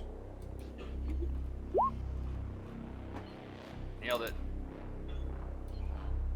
If I had rolled an 8, I might have got high, but Okay. Werbin's very good at perceiving things he's completely wrong about. All right. Okay. Yeah. All right. I'm So on it. I see it. I know exactly what it is. Werbin, you can hear the stirring of something on the stone surface, like the scratching of like hands or claws, perhaps, of things stirring over here. And I think at that, guys, I'm going to get everybody to roll initiative. Oh. So click in your token, and I think perception is what everyone's using right now. Unless you guys disagree. Roll 20 is not being nice to me. Where is it? Wait. Initiative, perception. Okay. There it is. What's up? Oh yeah. Initiatize. Okay. Can I roll initiative here? Boom, look at that. Alright. Gnomish Piper. Yes. Okay.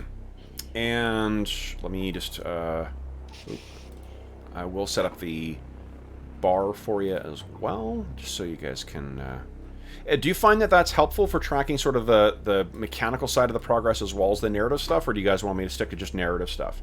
I've been doing this as we've been learning the game as well, too, but I'm not sure how, I get that there is an immersion bit where we're talking just about the narrative, but if what I'm doing by the narrative is communicating to you that it's got half hit points or a quarter hit points, we're playing a game anyway, so I don't know if it's more or less beneficial.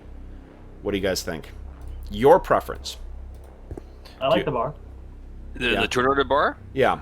Yeah, absolutely. The damage bar, yeah? Oh, the damage bar, yeah. Yeah? Arlen, what do you think? Yeah, no, I'm with you that if what you're gonna say is like some coded version of it's at half hit points anyway, we might as well just have the bar. That's what my thought is that, like, you can't see the actual numbers anyway, so, you guys being able to get a mechanical insight into how much of an impact your abilities are having on it, that's kind of part of a game that's as crunchy as this, right? Yep. Yeah, so, okay, cool. Then I do not feel bad about having quite as many of these things on the table as what I'm going to have in a moment. Just kidding. Actually, I'm not, but give me 2 moments here. Okay, who's going to be first? Oh, Werby Werb. Once again, dominating in initiative. Good lord. Mm-hmm. You should offer a weekend class in initiative. How to stay ahead in gaming. All right. The dog needs to light the ghost up with his ray gun. Wait. Am I attacking this thing? Like, what's going on here? Hold up. Let me All right. This says some vaguely threatening things about feeding its children. So. Yeah. All right. Okay. So let me just. I'm trying to reset some stuff here. Let me see if this actually works. Let me click on their token. I did. Boom. Okay, there we go. Hungry ones. Oh, yay. Okay, that worked. Awesome. I wasn't sure if renaming these things changed the name in the display for you guys or not, because I don't want you to see just whatever the thing is. I'm using the reason for those listening at home. What I've been doing for this drag drop thing. This is coming from the bestiary. I purchased the bestiary for Roll20, and they've got a drag and drop feature, so it makes it easier to reskin things, and you can change the token that's displayed and stuff. For the DMs out there who are lazy and just want to reskin stuff, that it makes it a lot easier, particularly if you're using tokens on it. So anyway, first up then is Werby Werb, and let's go to hold on. We need something a little more punch it, kill it, right? Yes. Yes. I want to look up how long does Shillelagh last? I'm having a little trouble with my. Is that a minute? Shillelagh? Can someone look that up? Oh, actually, hold on. Werb's up first, so let's see here. I got the book in my hand. Oh, here we go. I'm 1 close. minute. I'm close. 1 minute. 1 minute. There you go. Okay. And it takes 2 movements. 2 actions. Yep. Okay, because I need a magic spell to hit something undead or like hit a ghost, right? Yeah. So, all right, or I can spell it. Just nail it with an acid arrow. I could do that. What do you think, guys? Let's. I don't know nothing about ghosts. I can't give him any advice. I rolled Oops! I just pressed a button. There we go. Boom. That'll work. Okay, let's see here. I'm trying something new. Okay.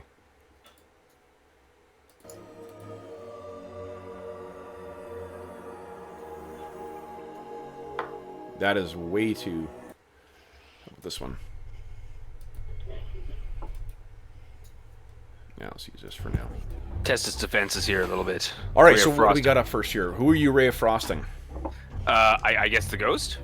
Yeah. Okay. Yeah, that is a hit. It does not appear to have any effect on it whatsoever. Your hits it, it passes through, and it looks at you. You're to feed. So it is the Piper's turn. This thing, I think it's going to ignore you, Badonk, and go right for a Werby Werb. So 1, 2, 3, 4, 5.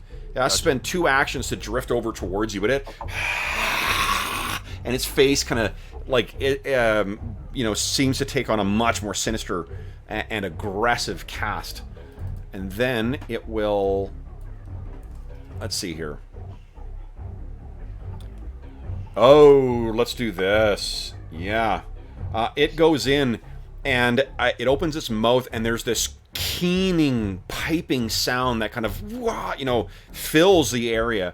What I need is for everyone to give me a will save, please. Dang. Yeah. Drook, you're fine. Badass. All right, will save. Right, here we go. Angus, that's a fail. Okay, I got some willpower. Come on, baby. Come on. Oh yeah. Werbin, you're fine. And Badonk? What is that? Sorry, will save? Will save, please, yeah. Ugh. Oof. So I got 2 failures. Guys, you want to take those failures, or you want to spend a hero point to reroll? I'm gonna spend a hero point. Okay, go ahead. And nope. Nope. Okay. Yep. Double down the fails. How about Badonkadonk? Yeah, I guess I'll try again. Okay. Success. All right, so Nice. Angus, not quite the same, but there is a feeling of terror that lands in your gut, and you become frightened too. Okay, and then you hear things stirring on the far side, and let me get my. Oops, these bookmarks are that come in the These special editions, they're actually pretty fucking handy for playing directly out of the book. I will say. Okay, here we go. Here we go. Here we go.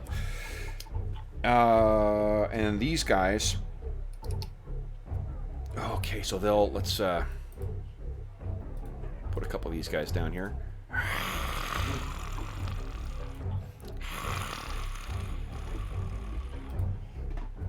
So each of these takes one action to stand.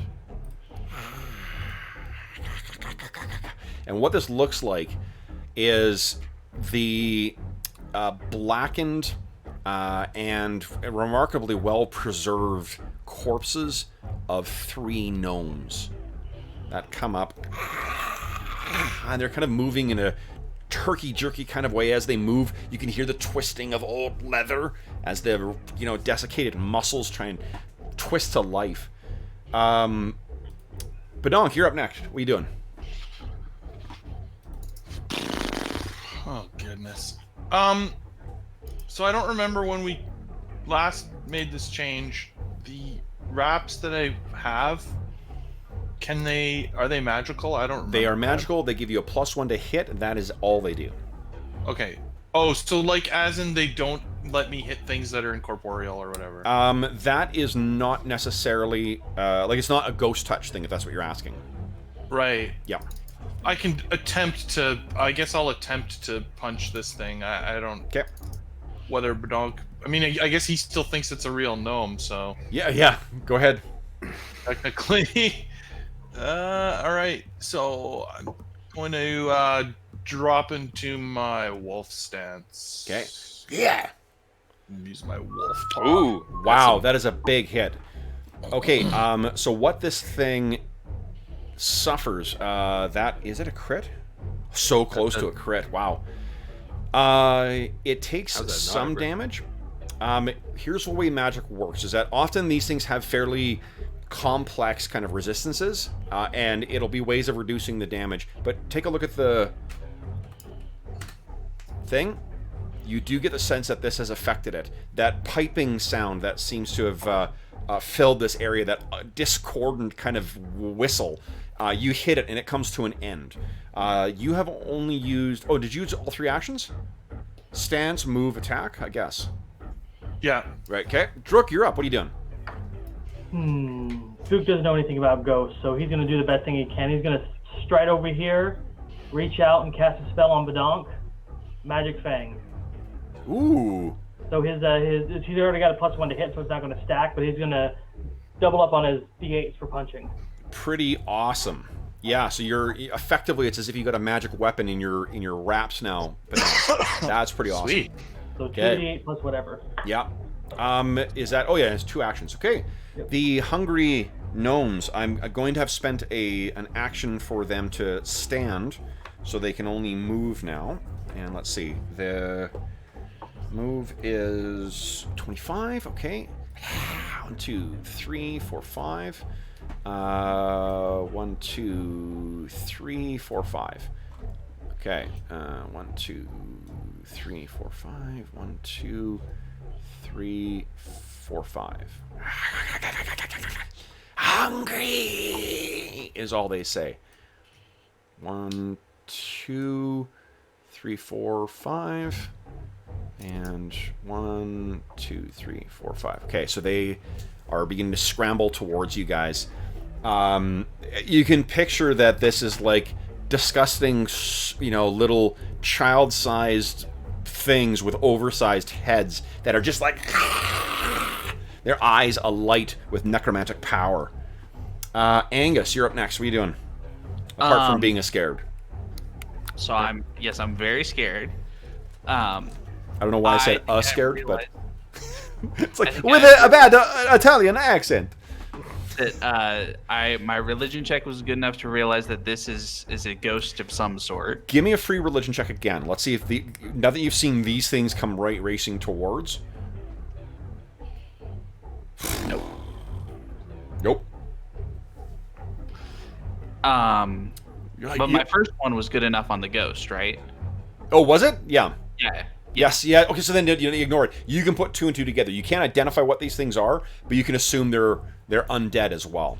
Okay. Well, I have the cantrip Daze, which does mental damage. I think that might be good against ghosts. Okay. Let me click on it. Let's see here. Syntax error. What do you mean there's a syntax error? Try clicking it again. Maybe Okay. there you go. Okay, so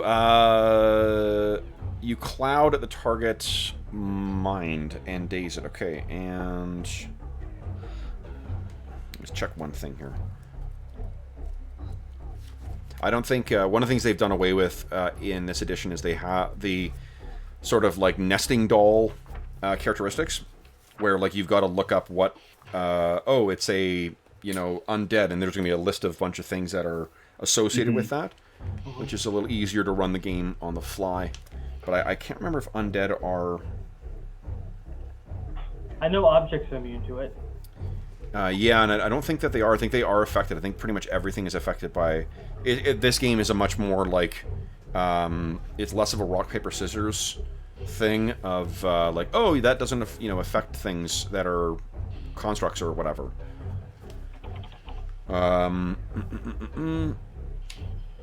Yes, and then that absolutely will affect it. Are you targeting the ghost or one of these other things? The ghost. The ghost. Okay, great. The ghost. That means that it needs to. How does Frighten no ghost? Frighten doesn't take away actions, does it? Doesn't Frighten just give you a penalty to attacks and yes, it does. To checks? Checks and DCs, and then at the end of your turn, it decreases by 1. I love that mechanic. Okay, so I need a DC 20 save for this thing. It will fails. All right. So this thing turns 4 points of damage. 4 points of damage to you, or 4 points it? 4 points of mental damage to it, minus any resistance. Nice. Okay. It is not affected by that. No. No. At all. But what it does do, its eyes get wide, and it says, "No, they're sealing the rooms again." Werby Werb, you're at top of the round. What are you doing? You can see there's a bunch of oncoming horrible things. All right, this is it's time to get serious here. Time to get freaky. Let me read to you, Shillelagh. All right, the target grows vines and touch 1 non-magical clever staff. The target grows vines and leaves, brimming with primal energy. The target becomes +1 striking weapon, gains +1 item bonus to attack rolls, increasing the number of weapon damage dice to 2. What if it's already at 2? Then it doesn't increase. Oh, you've already done that. Okay. Yes, I've calculated. So to make it easy for you, I've got Shillelagh on there already. Right, yes you do. Although additionally, as long as I'm on my home plane, attacks I make with the target against aberrations, extraplanar creatures, and undead increase the number of weapon damage dice to 3. To D3. Yeah. So, yes. Nice. Yep. 3D. Yep. 3d6. Awesome. So you would do an extra dice on that. 3D8, baby. 3D8. Pretty good. Right. Pretty good. Yeah. Okay, so you're casting Shillelagh, or you did that last round? I will cast Shillelagh. Now, will that trigger an attack of opportunity if I cast Shillelagh? It depends on what the material what the components are. If the component includes somatic or material, then yes, it may, because it has that would have the manipulate trait. But yes. remember, attacks of opportunity are not ubiquitous in Pathfinder 2. Right. Not everything gets to make attacks of opportunity. So, are you committing to it? We're committing. Somatic verbal. I am so sorry. Yeah. But I will not be making attacks of opportunity on Oh, you tease. Okay, so what does it look like as your Shillelagh charges up? So, of course, as usual, sparks of electricity flare around my eyes, through my hands into the staff, and then these sort of like twisted, gnarly little vines come out with blue sort of like lights like emanating from them. All right, awesome. Blue and hue. How many components does it have? That'll tell you how many actions. 2. So you still have 1 more action, which would be an attack. Give him shit.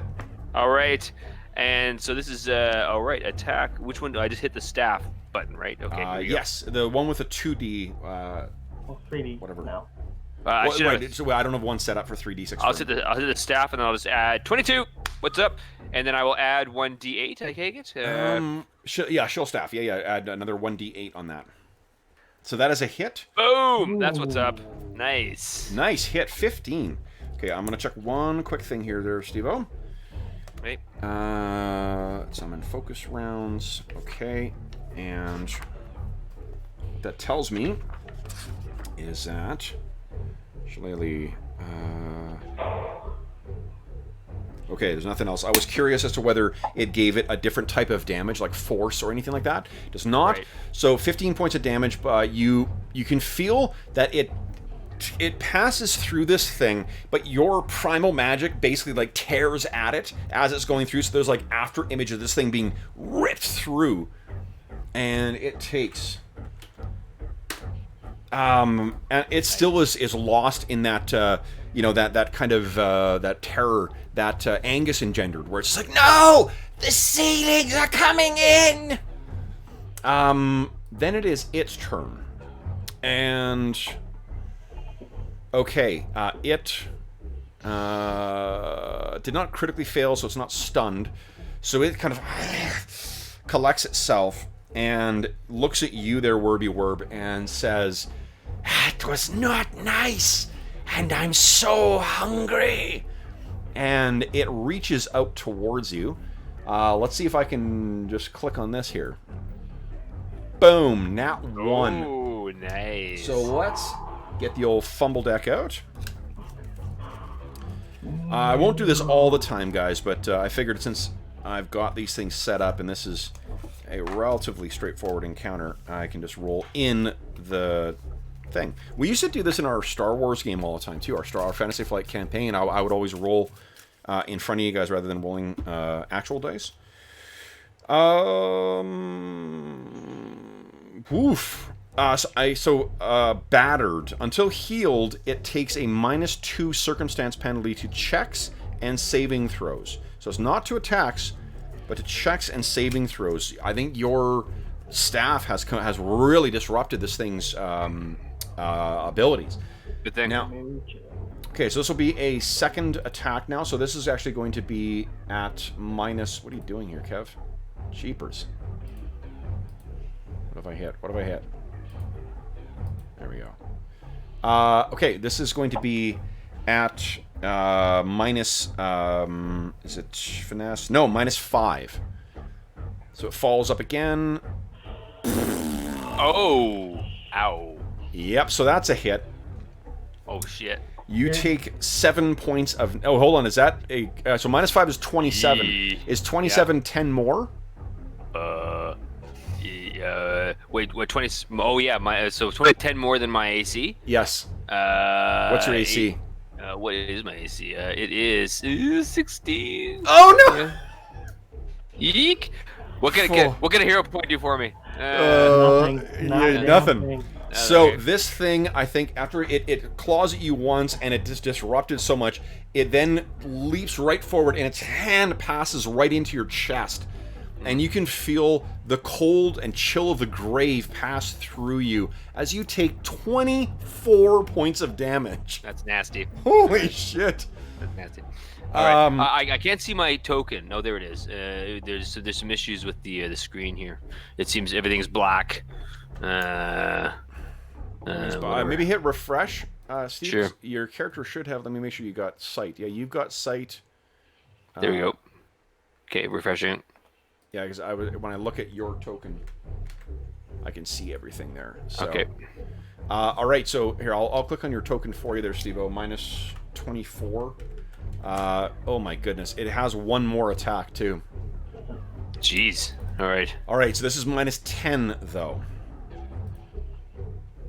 There we go. So 12, I take it, does not hit. No, thank goodness. Okay. All right. So this is that first hit though. You guys can see there's like white that is appearing in Werbin's beard from this thing hitting, digging into his chest. Yikes. Take it to Badonk. Okay. Next up is Badonkadonk. What are you doing? Can't take another one of those. Yeah. All right.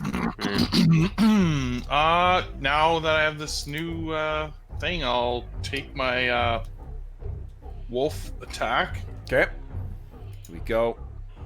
Woof. All right, so you get And to that's a roll. hit, so there's an extra damage die, right? That's right. Yeah, Yep. another D8. So an extra D8. Oh! Weak. Come on, Badonk. Oh Weak. my goodness. All right, so you hit this thing again. You have so because of your flurry of blows, you can spend one action to make those 2 attacks, right? Right. It's actually a second one. This one's at -4. -4. Yeah. That's Wait, 0 points? not good enough. Yeah, you have hero points if you want. Should I use my hero point on this? No. Yeah. Okay. Sure. Okay. All right. Come on, better roll. Oh, worse roll. No. All right, so that's only one. You still have 2 more actions.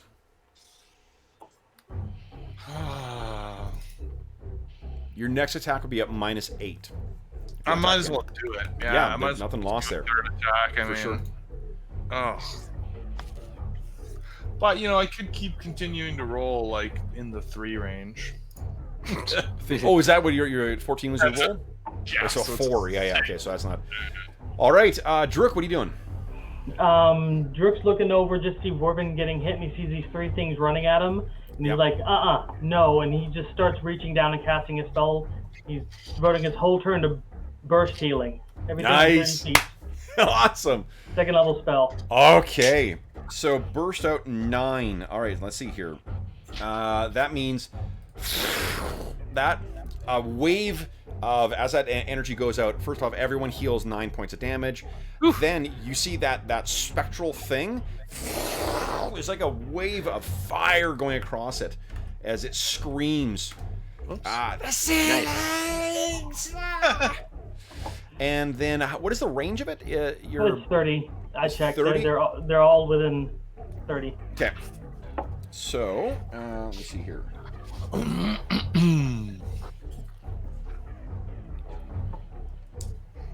Okay. Nice. Go. And then he's going to mentally prepare himself to get charged. Oh, hold up here. I got to do one quick thing here.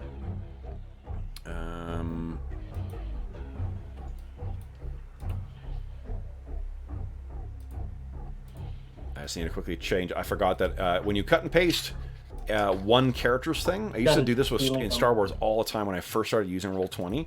I would accidentally leave one 6 tokens or 7 tokens all with the same character, and then I would adjust it, and it would move all of them.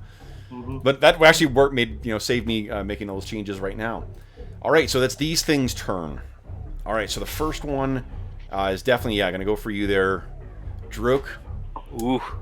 So the hungry one comes racing forward, and it lashes out with this hungry claw.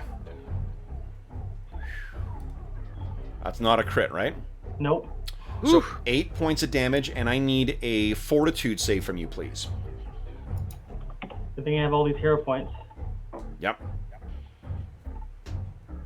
Nice. Yep, no problem. And then the follow-up, this will be at -5. I think. Yep, -5. And yeah! So 14, nope. I think, is a miss, right? That's correct. Awesome. Okay. Next one comes racing over, and yeah, unless it's got some kind of sense, I think it's only seeing you, so it comes running over to you. This one is light, so yeah. So this is gonna be the normal attack. That's a hit, I think, for 8. I need another fort save from you. Not a crit though, right? Nope. Awesome. My AC is 21, so. Excellent. Okay. So is this so no issue. Yes, and then the follow-up is going to be at -5. Oh, shit, nat 1. What? Oh. Yeah, so, or nat 20, rather, not a nat 1. Well, it says critical, so I got to roll. Why is it not rolling damage? Here, I'll just roll damage. So 16 points of damage. Okay. Okay, and yes, please. Like, nice, excellent. Trying to get me to fail with all these rolls. And then the other one, I think, yeah, you did hit it with the thing, so I think it's going to go right for you. Okay, we got a druid tank here. Boy, I wish. First attack. God. Not a crit. Not a Close, crit though, because that's good. So 9 damage. Give me a fort save. Nice. Awesome. I have a +10. I mean. And this is -5. That 21. hits on the nose. Shit. Another 8 damage and 1 more save. And I'm down. Oh shit. I'm using Orc Ferocity. I'm at 1. Okay. Okay, so you're at down 1. All right, so that's it for Well, you. I'm at 1. I'm still conscious. So. All right, I'm and using you're in Orc the Ferocity. yeah, you're in the right spot in initiative order anyway. So Angus, you can see that these 3 little shits have come racing in. Well, I'm not down. I use my reaction to stay up. My Orc Ferocity. No, I just couldn't remember if that. Do you go down with that first? What's the actual description? I stay at 1 hit point, but I'm wounded 1. Got it. Okay. Okay. Click So on it if you like. Angus, you're up next. What are you doing? All right. Put the shield up. Yep. Step in close. Yep. And I get to make a swing. Here we go. 5 damage if it hits. That is just barely a hit. Yeah. All right. Okay. Let me see here. Is it one-handed or two-handed? This one-handed because I got one hand on the shield. Oh, that's right. Okay. I think. Yep. Sorry, missed I it. assume a magical shield takes one hand to Does, maintain. Okay. Boom. All right. Oh, what did I do? You killed it. I'm okay with that. There we go. That's right. All right. Werbin, what are you doing? Werbin is well. First of all, we still got Shillelagh going, and Buddy is just about dead. All right, so I think we better take him out. So let's do that. So what Druk is suggesting, I think, isn't you did see how effective that burst heal. It's positive energy which burned the undead. Is that what you were gesturing there, John? You could either do that or you could hit me with a 2-action one and then hit the ghost. But Okay. Well, wait a second here. You make it good because what I was gonna do is hit it and then do a distance heal on you because it's kind of one of my more powerful heals. you can do either one. But bursting will spread the damage. But if I do a burst heal, then it's gonna damage it. It'll damage everything. And heal everybody. Yeah. And well, including let's yourself. that I like that idea. All right. Let's Second hold level on. one will give you 2d8 if you do that. Right. So if so first thing here, so let me just increase this heal. So if I can up it right to a second level spell. You can. And then do a little extra. Okay, hold on here. Let me look it up in my book. Heal. I think it's just double. Like if you just want to roll your regular, we'll just multiply by 2. Yeah, it does okay. 2d8 or per level, so or 1d8 per level. Is that what it is? Okay, 2d8 per level. Okay, you guys So know it's what double it is. whatever the result is here. Yeah. Well, let's do a little healing. Okay. All so right. you go, Let's burst some shit up. All right. Boom, suckers. All right. what's boom. that? So 10. 10. 10. I got to make saves for my fail, and succeed. So the ghost is completely disintegrated by the wave of positive energy. You heal 10. And yeah, you got yours, Druk. So I'll do this. Failed. Actually, one of those is a crit fail, so I'm gonna make it take double damage for that because that was really bad. I rolled a 2. And then the last one did make a save, so it'll be half damage. All right. Okay, so Werbin, that is a pretty big thing. Badonkadonk, what are you doing? Sweet. All right. These things are corporeal, by the by. Yeah. Oh, okay. Yeah, they are Mess them not. up. They're not incorporeal the way that ghost was. What are you doing? Moving over and wolf's dancing this one. Okay, so that's actually down. You can see how those stairs go down? Oh, that's down. Yeah. Oh, I see. Okay. Yeah, but if you want, though, what you could do, Badonk, give me an acrobatics check. I could let you pogo off of that Off that seating little thing. platform. Yeah. thing there, If what you're hoping, and you could even flank this one then. Let's do it. Easy. Yeah. So you see where they are. You see how much that they've ganged up on Druk, and you boom, boom, boom, and get over here. Yeah. First one's- And then you can flurry of blows as your second action. Yep. So go ahead and make your first 2 attacks, Oh, Holy nice. crap. and then roll the extra. So that is a It's not a crit. We're very close to it, but go ahead and roll an extra 1d8 of damage. Yeah, for each of them.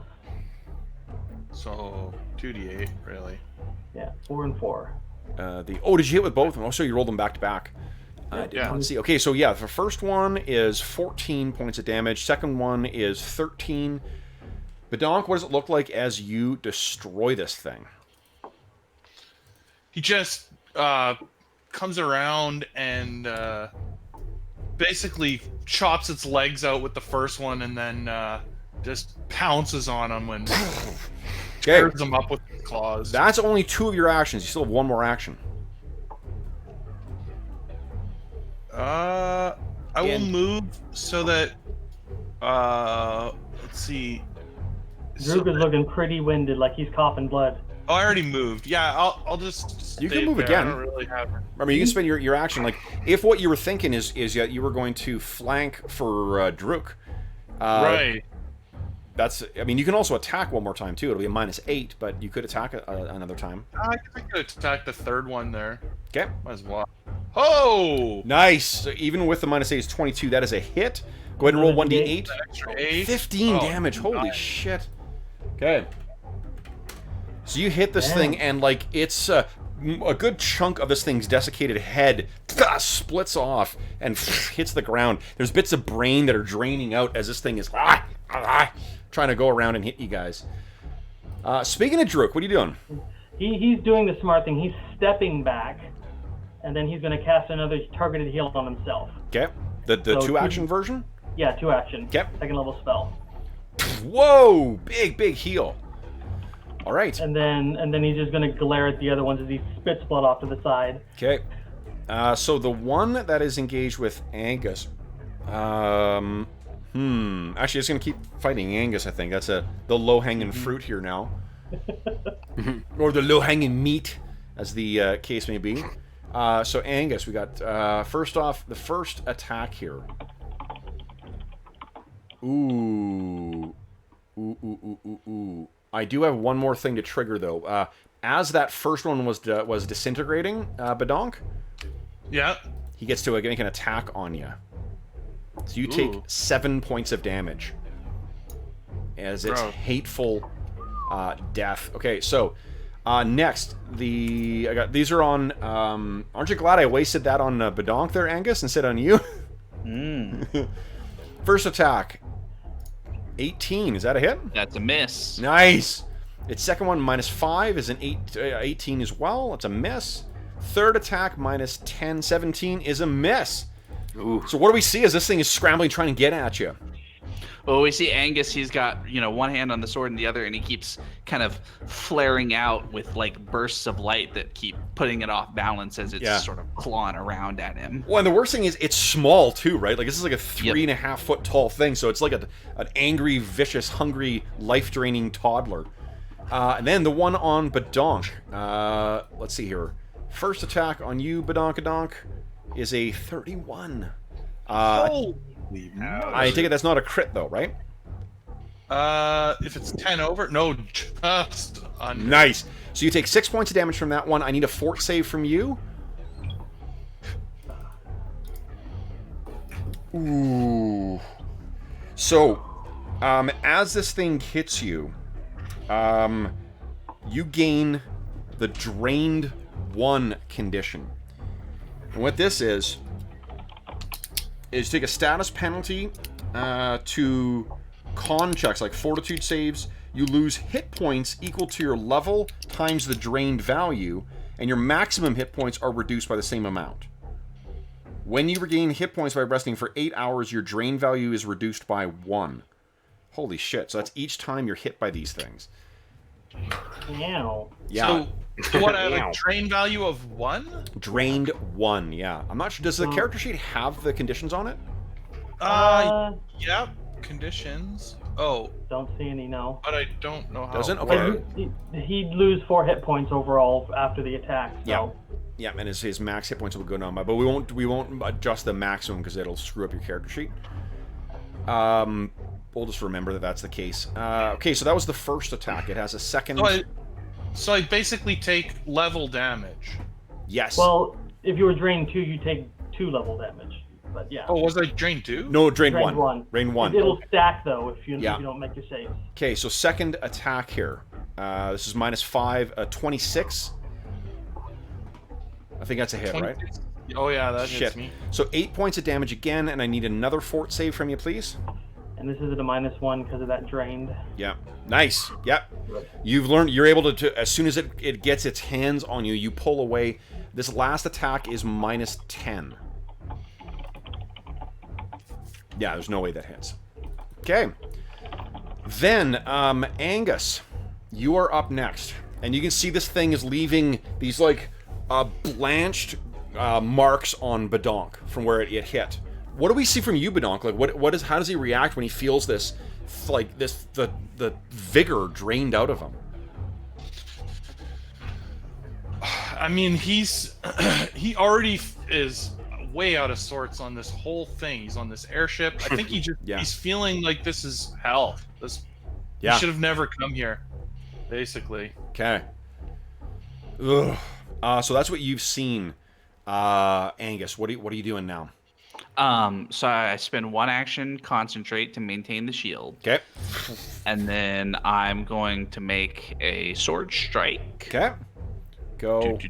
That's not very good. You want to spend a hero point? I think I'm going to spend my hero point to reroll that one. Okay, go ahead.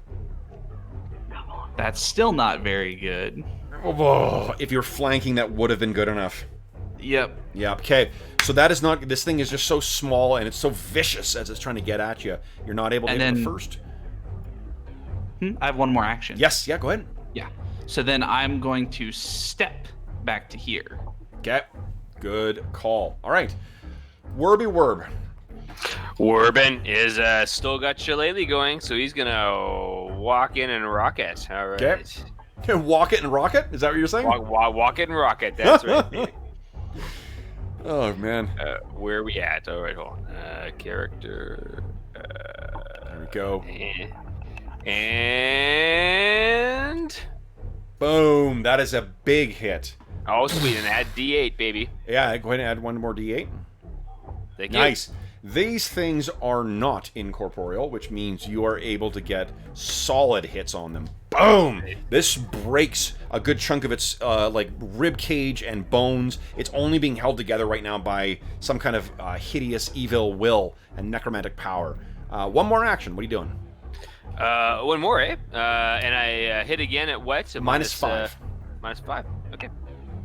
Let's do it. Go. All right. Boom, shellac. 17. Yeah. Not quite good enough. Oh. Ugh. So that just barely misses the thing. You clearly rang its bell with the first attack. But Donkadonk, what are you doing? Well, this thing has got to die very quickly. Yep. Its brains are hanging out, or basically because it's spun around, it's got a hollow, cavity where its brain used to be. That is good enough to take it down, but it does get that parting strike. Fuck, hits you What is with the again. 31? 7. So you take Four, though. 7 points of damage, and I need another fort save from you. Nice. Excellent. Okay. So that one is down. That was only 1 attack, Badonk, or 1 action, rather. You still have more actions. 2 more actions. I mean, I'll try to... So can I take a step, excuse me, and then attack again, or no? You can, yeah, absolutely. So it'll be -4 with this one. All right, -4. Yeah, that is definitely a hit. And you are flanking. And a D8 with extra damage. Boom. Excellent. Okay. Do you remember the extra D8 of damage? There it is. There you go. Okay. Oh, I was just going to do damage to you. 3. All right, so that's a big hit. Drook, you're up next. Okay, Drook is he pulls out his falchion or his scimitar as an action, steps up and swings. Nice. Just taking this thing out. Here we go. Scimitar for strike. Boom. That is a hit, and this thing is down. It is going to do a parting strike on you. Bring it on. Here we go. Boom. Oh, look, it's not a 31. Okay. 31 would have critted me. Oh, okay. So yeah, just it tags you as it's going down. 5 points of damage. I need a fort save from you, please. Another one? Oh, okay. Nat 20, nice. The only reason I can say he's making these is because he was so infused with that positive energy that they just couldn't drain him. Yeah.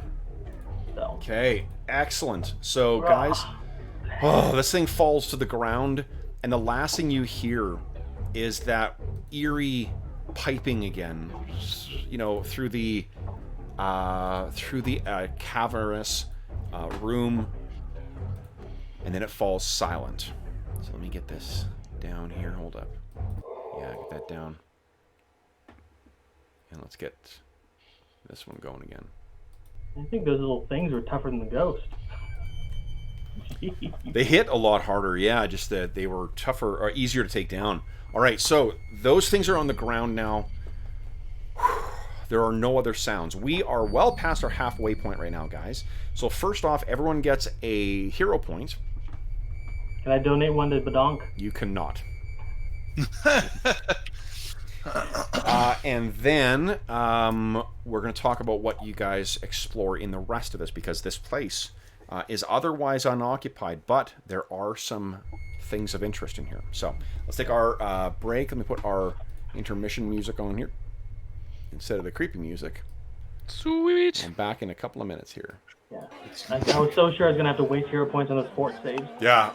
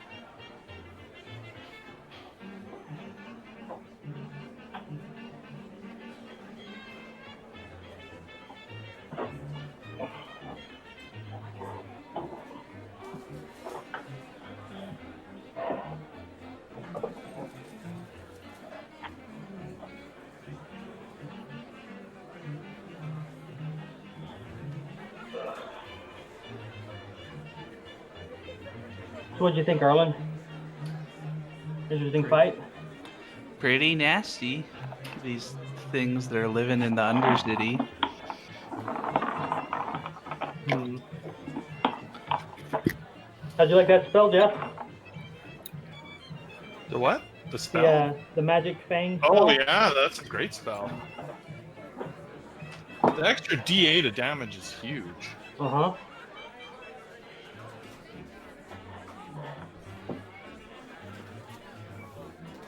I'd use it on my guy when he goes into wild shape, but I figure a monk it already hits really hard. Yeah, Perfect combo. totally. All right. Okay. Yeah, I was gonna. If you hadn't done that, John, I was gonna do something similar because I realized that with my reach ability with the wizard, I can put magic weapon onto something 30 feet away. Oh, nice. Like, instead of having to tap it. I may pick up reach one of these days. It's a pretty good Today's feat. Yeah. Just gonna Today's not refresh that it, day.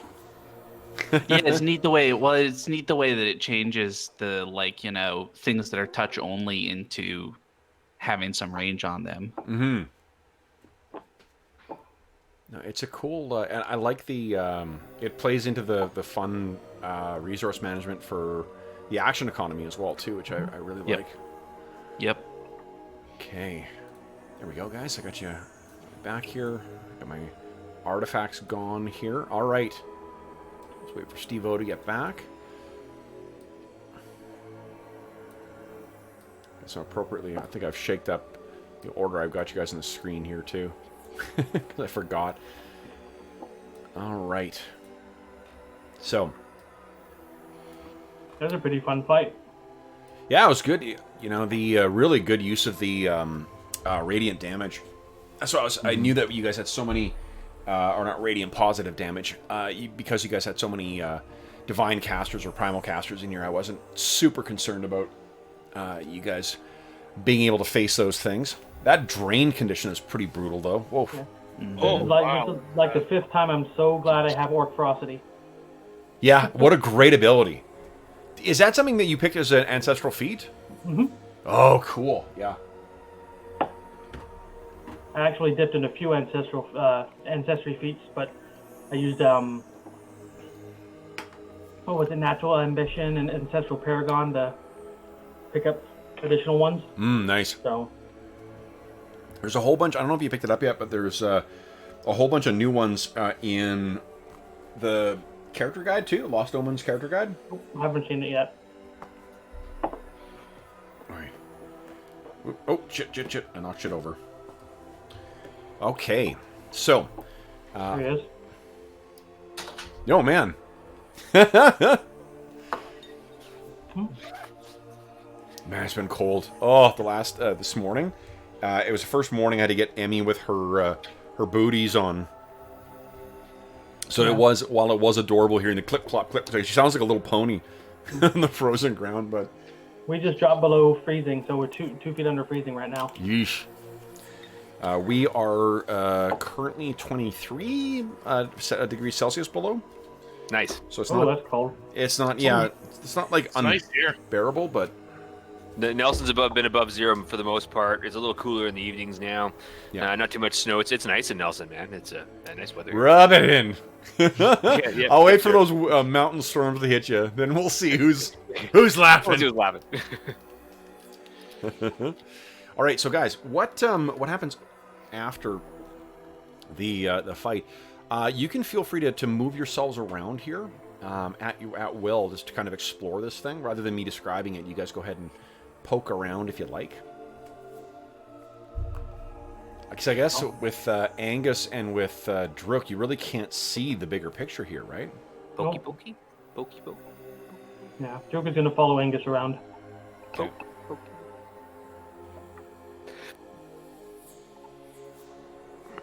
On next rest, I'm preparing light. Okay. So Pokey, pokey.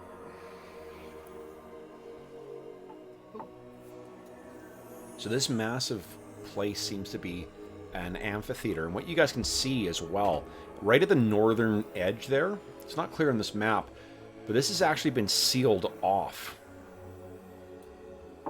Like, this used to lead elsewhere, and it has been sealed. And there's those same, remember those 2 markings I mentioned on the wall? Those are also on there as well. You still can't read what it actually says, but they're markings where the otherwise ornately kind of carved or engraved wall is marred by these symbols. Anyone who's trained in religion, go ahead and give me a religion check as well. I don't think it's any of us. Trained in religion? No, I'm not trained. Nope. Okay. Sir Yvain is, though. Sir Yvain really is, yeah.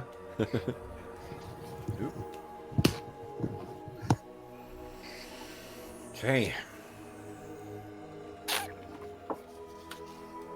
So that extends out pretty far.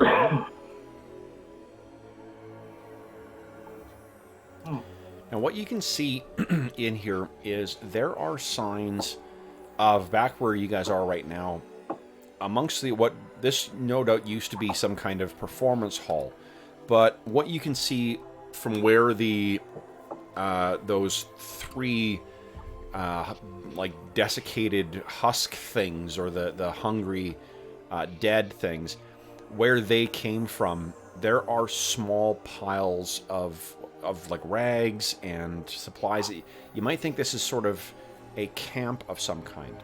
You know, like someone was lying out here. There are cots, or at least the remnants of what would have been them. And there are other remains that have not got up, but have deteriorated to the point of being like, you know, bones lying in this area here. Who's trained in medicine again? I am. I am. So you've seen like a pest tent before, you know. This many people collected together, this kind of clustered this close together, it looks like a triage area, or like a hospital area. So these things here, they may actually have died of some kind of well, I mean, they may have been at least infected at some point, and they've been sick when they died. And the whole place may have been sounds from the ghosts, like, you know, we can put 2 and 2 together about a quarantine. Warbin, you're both dwarven and trained in medicine. That's unfortunately with underground communities, that's kind of what you have to do. You know, if you're going to quarantine things, you just use either construction, or you use powerful magics to just seal off the area and then see who lives through it.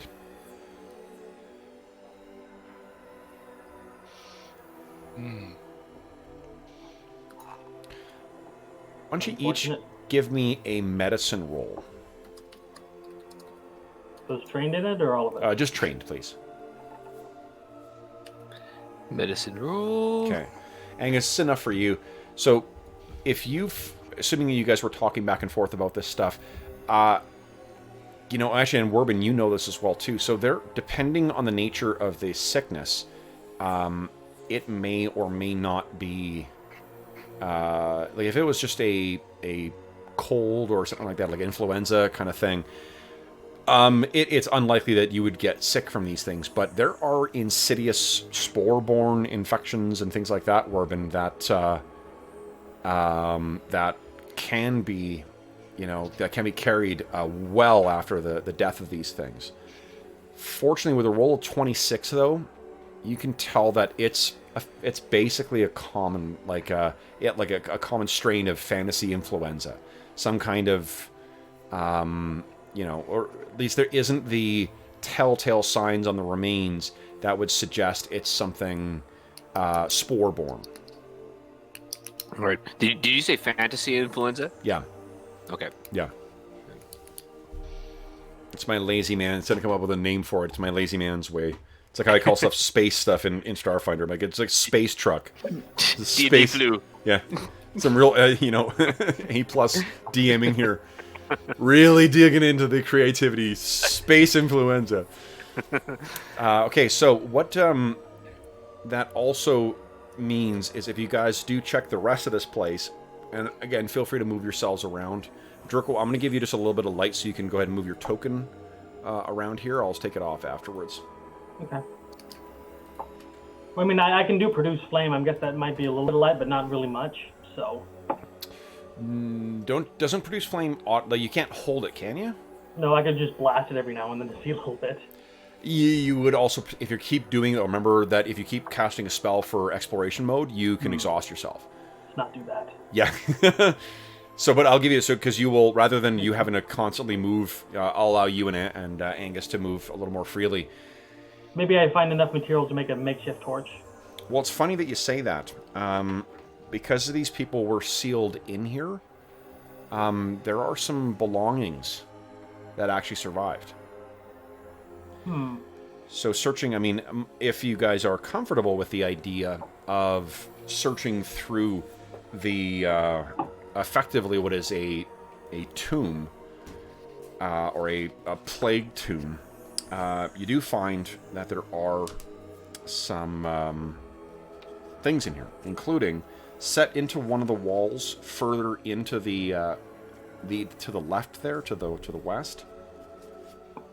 Not lit. One second here, let me find it.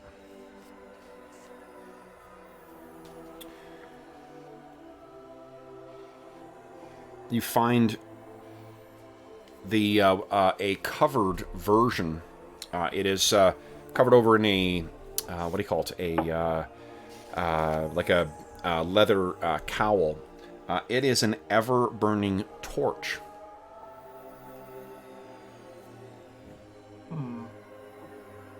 It generates no heat, and it does not require oxygen. So I'm picturing the light given off from it is like the glow, like an incandescent kind of glow, not like the glow you get from a flame. It's more of a, like if you superheat metal or something like that. Okay. So you like wrap it up and hide the light, but then. Yeah, and then you can uncover it without, without any issues. So. Well, Druk isn't necessarily opposed to digging through tombs out of necessity. Yeah. But this would necessitate a moment that he would take it. Yeah. Okay. So you find that. I think Angus, you find something interesting in one of the other corridors, like down here. Let me move you, Angus. Boom. In here, there is a craftsman's area. There's like an artificer's kind of station. And what you find in there is most of the tools and whatnot have all, corroded or otherwise just deteriorated over time. But there is something of particular interest here.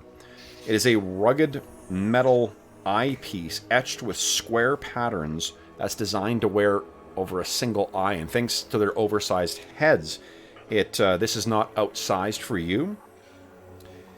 And studying this thing, I think if you cast, you have detect magic prepared, right? Yep. Yeah. This has an aura of transmutation on it.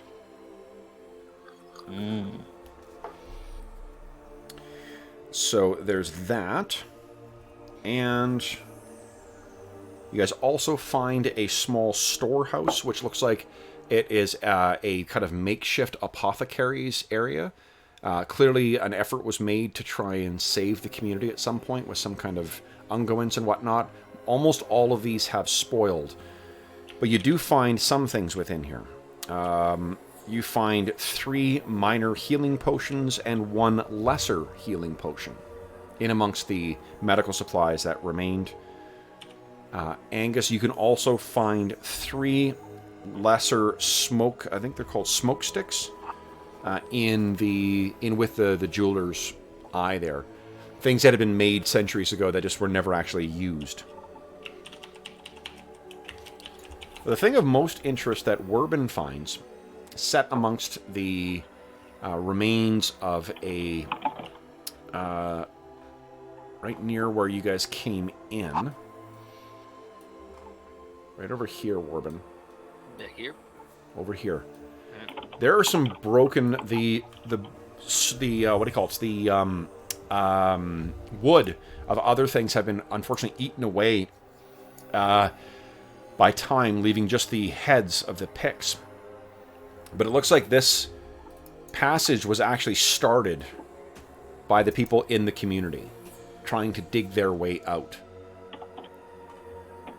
And what you can kind of gather is that the amount of progress that was made in here was certainly more than they could do in the time, for the people who were sick. So what actually might have happened is the other gnomes may have sealed off this community. Some of the inhabitants may have died, and then the rest may have just starved to death. So, with this area here, though, you can see that they attempted to try and dig themselves out. Unfortunately, it seems that hunger claimed them before they fully made their way out.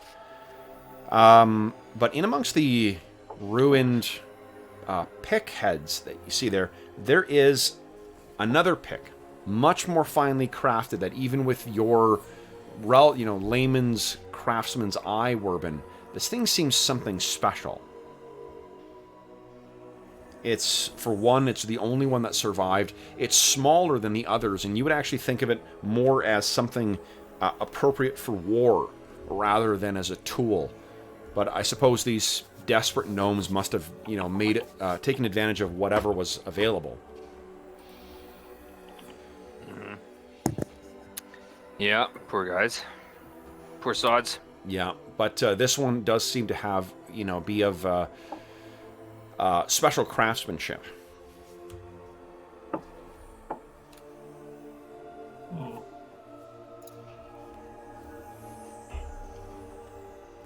Anybody use picks? Well, we're gonna take it either way, right? Unless we want to bury it with them. What is it? Sorry, I was having internet problems. I couldn't hear you guys. What did we find? Effectively, a one-handed pick. Oh. Of very fine craftsmanship. And as a reminder, if you do want to use Detect Magic, you do need to tell me when you're using it. Okay. I'm going to use Detect Magic on... Can we, gather up everything we found, and then I just use Detect Magic on all of it? You can, yes. Okay. What you can tell us, there is a striking enchantment on this as well. There's a reason that it was the only one to survive the ravages of time. This thing has a fairly powerful rune on it. And I think that because of your crafting... Go ahead and give me a crafting check. Let's see how much you can tell about this.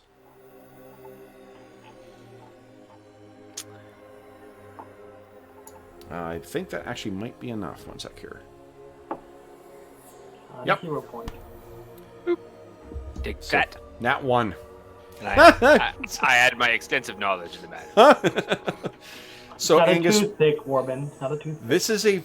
This is what's called a striking rune. Now, this is not like the in-fiction version, but this is in the game. This is what's known as a striking rune, which means that this is not only a +1 to hit enchanted pick. This also does double damage. Yep. Yes. And the way a pick works is it on a critical hit, you instead roll d10s instead of d6s. And you roll an extra one. So on a critical hit with a pick, you roll 3d10 with this. Yeah, and with a magical one, that's going to be 4d10. Makes me really wish I was proficient with martial weapons. Hey, dwarves are good with those. Who is... I think Angus might be the only one who's actually... I trained. think I'm definitely proficient in martial weapons. Yeah. Are druids... No, we get simple. Dwarves get picks, I think. They but, do, because they're dwarves. Yeah. Well, hold on.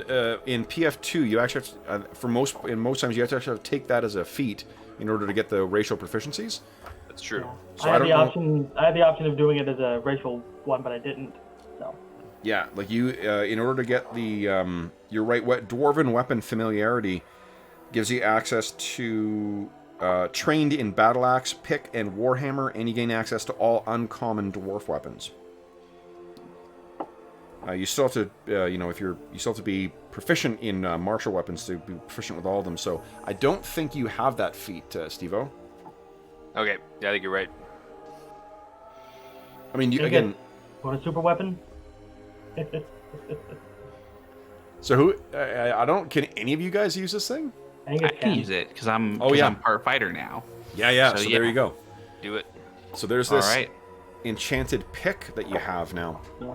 I'm Now pretty you- sure when I took barbarian, I didn't get it. So. All right. So yeah, it's just a one-handed pick. So otherwise, guys, you have now secured this place. What is your religion bonus, Angus? My religion bonus is Yeah. +4. +4. Or no, it's +0. +0. Okay, yeah, never mind. It was just a good roll from before. Yeah, it Yeah. was just a good roll to see the ghost for what it was. Okay. It's not So my thing. a couple of things about this place then. For one, this obviously is a, it is a place that seemingly no one has known about. If this stuff was so easily found here. You also found an assorted amount of coins worth a total of 20 GP. Sweet. 5 each. Let's get some shawarmas. All right. We can throw them at the goblins when we find them next. Yeah.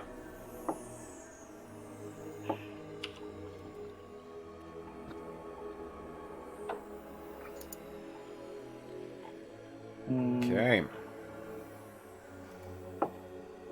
So this would be a pretty good hiding spot. Is there another way out of here except for the way we came in? That'd be a good thing to find Not out. an easily accessible. The other area seems to have been sealed off. So there seems to be a combination of someone started digging in here, and then there was some kind of, tectonic shift of some kind, or, the flying city equivalent thereof that led to this thing opening. Nice. But it is, yeah. So there's that. Does this still seem like a valid, safe place for you guys? I guess it depends on how long we stick around here. If we stick around long enough, I don't know how long it took us to search everything, but after a while, we're going to realize that nothing else is coming, right? Yeah. Yeah, there isn't. It would take, I think it probably takes you at least half an hour to sort of do a thorough looking over this thing, and then probably another half hour to identify stuff. Yeah. So I think that to Angus, that's enough to say, looks like we cleared out everything that remained here. This is probably still a safe place for us to retreat to. Okay. Shall we go rescue the gnomes? If we still can. We gotta try. Okay. All right. So you guys all know your way how to get here. So let's talk about the prison. So what is the plan here now, guys? You did know that there was that... what do you call it? There's that... Oh, let's go back to our... Get out of creepy mode here. We'll go back into our break-in mode.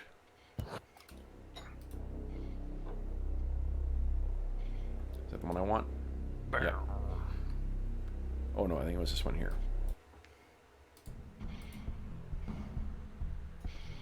There we go. Okay. So, we had talked before about the sort of the heist to get into the prison as well too. You're currently hitting up against that lock. Have you given any more thought now into how you're going to get past that? Oh, got a magic pick this time. We Yes, we got the magic pick. All right. We can tunnel our way through.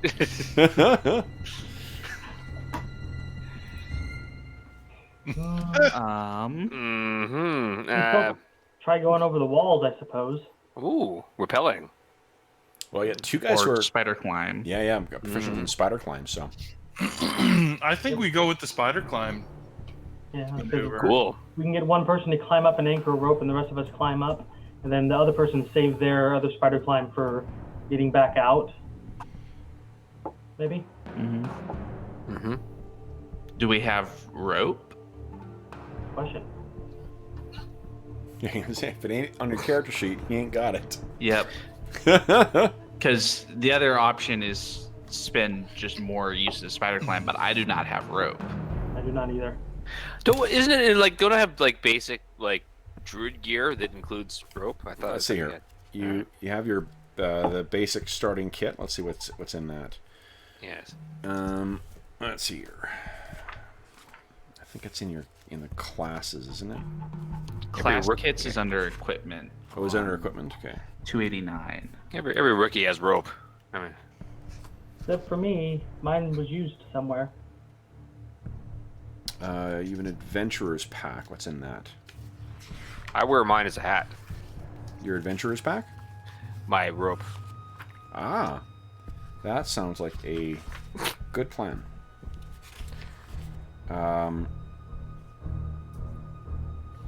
Adventurer's pack. 50 feet of rope. Yep. So Werbin's got 50 feet of rope on him. Sweet. Cool. So what's the plan, guys? Try and find a way to get past that the perimeter there.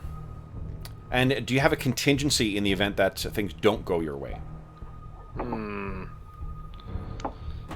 So I think it sounds to me like the plan is find the nearest sewer exit to the building that's not actually inside the building. Have somebody spider climb up the wall, anchor the rope. Everybody else goes up the rope.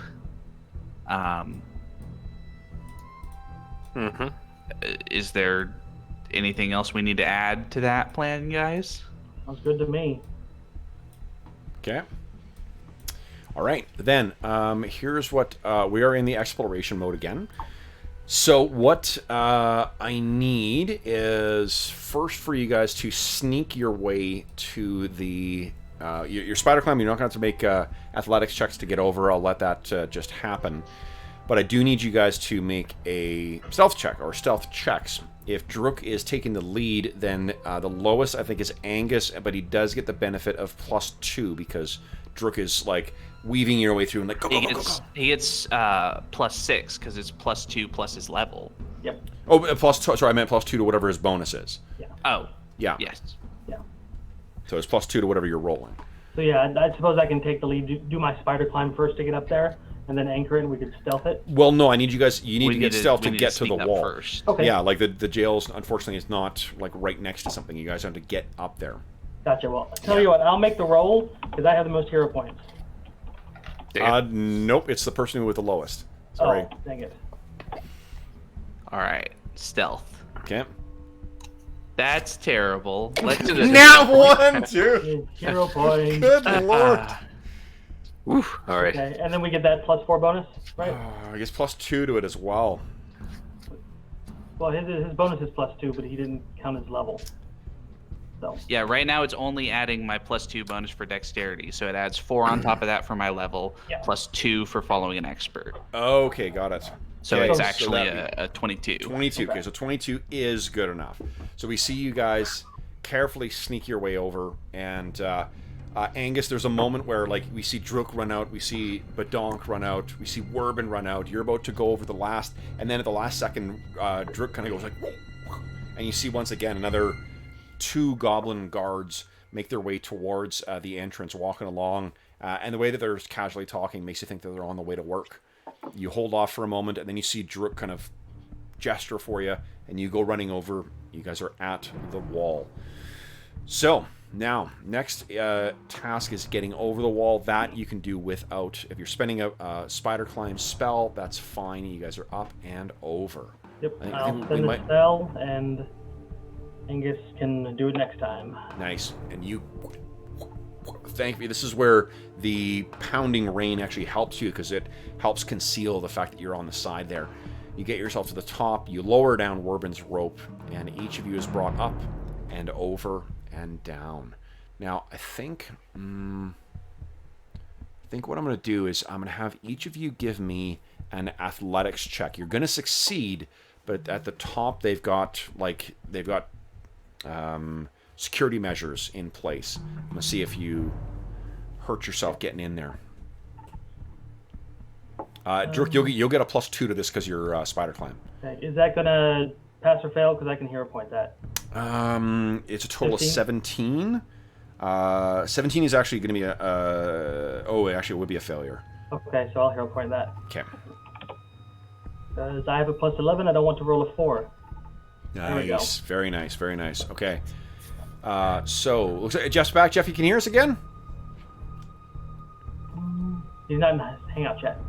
He is or is not? Is not. He's not in the hangout. Oh, okay. Let's, hold on. I can post the link again for him. We all doing athletics? All right. Yes, please. All right. Athletics. Rock and roll. It's not my favorite roll. I will. You want to hero point that? Yeah, Yeah, I think I lock. will. I believe I will. Yes. Okay. And I have a reasonable modifier. There we go. Nice. There you go. Yeah. So all you guys get over, there are spikes at the top of the wall, but you are able to navigate your way around them. Let's see. Jeff, can you hear us again now? Yeah, I can hear you now. Awesome. Okay. Would you kindly give me an athletics check for Badonk, please? You guys are making your way over the wall into the prison.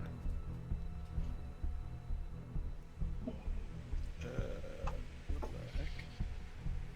Oh, there.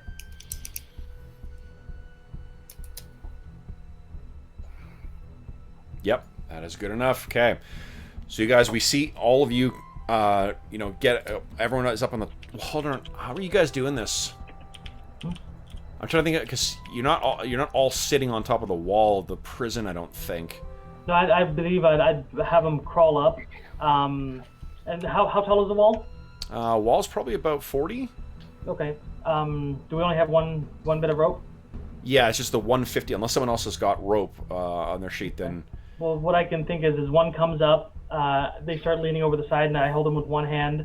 Another one comes up, and then we pull the last one up and throw it over, maybe? Sure. Crawl Yeah. from there? Yep, that works for me.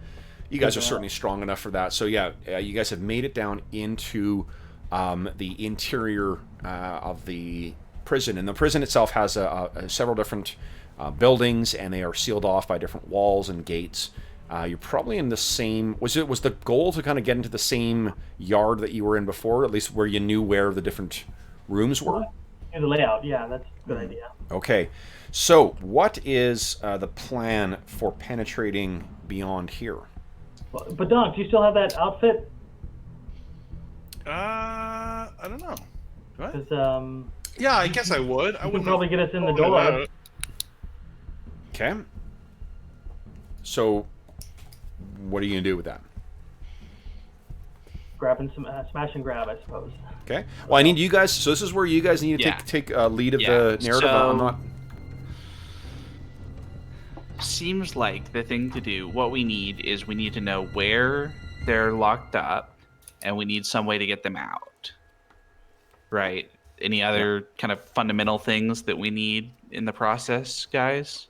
Yeah, we gotta exactly. We gotta find out where in the prison they are, which I don't know if there's even records, but we can check.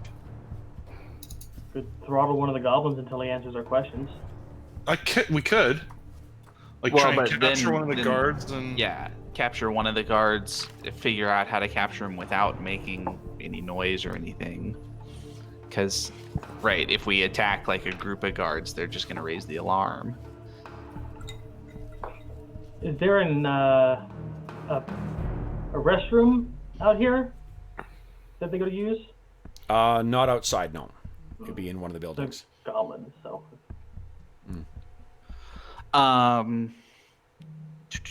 Can we say that Druk spent part of the time while we were down in the goblin, or spend a hero point to say that Druk has done his refocusing while we were down in the gnome town? Yep. You can do that. The Yeah. flashback.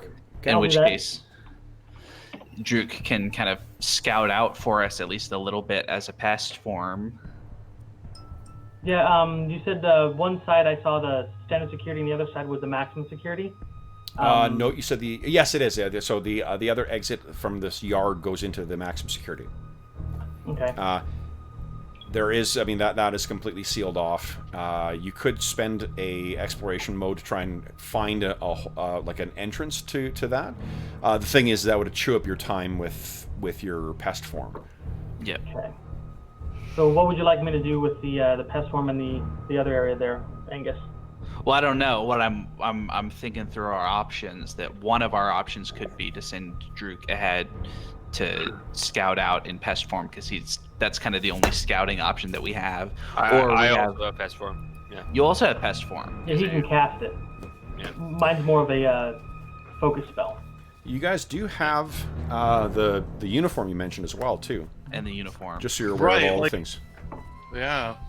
So hypothetically, that could get, for instance, 3 of us 10 minutes worth of distance into the prison, but then we just need to figure out how to get Angus far enough into the prison.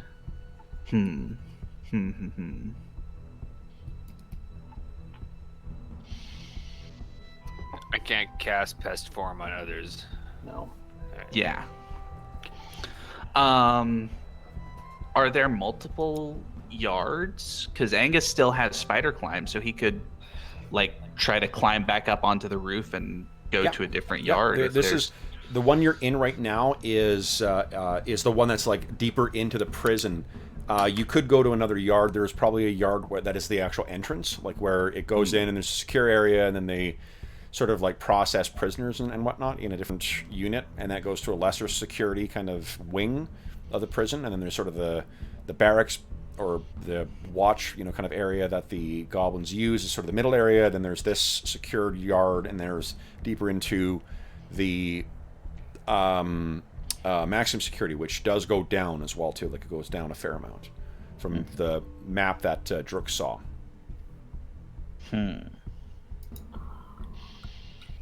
So what do you think, guys? Are we just gonna guess that they're in maximum security and head down there? Wouldn't hurt. Just give her. I'm wondering, are these do like all the windows have glass in them or something, or are they just bars? Well, there's no top level. Which windows are you thinking of? Like the windows for the cells that are facing the walls or whatnot, or are they all inside? You can't see any cells, any entry, not from the maximum security one at least. Okay, so they're inside. Okay.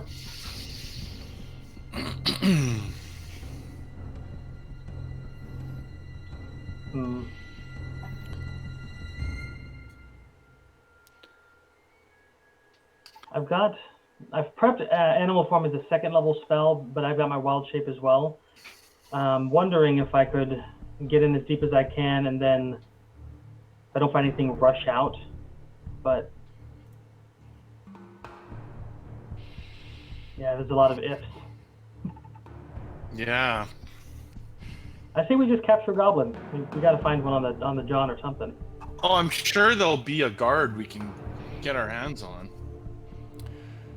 So, it's a prison. The likelihood of guards, just so you're aware of overhearing, this is not like a poorly maintained or poorly stationed outpost or something like that.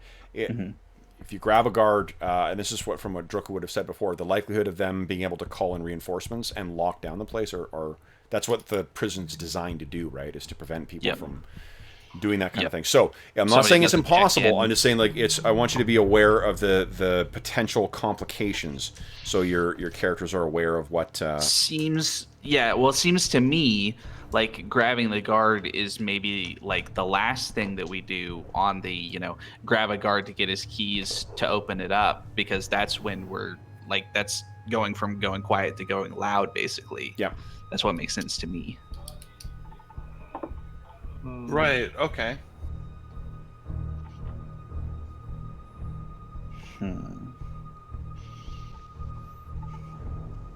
Yeah, I'm kind of I can get my character in there, but I don't know if I could lift keys off of anybody without being noticed. That's the problem.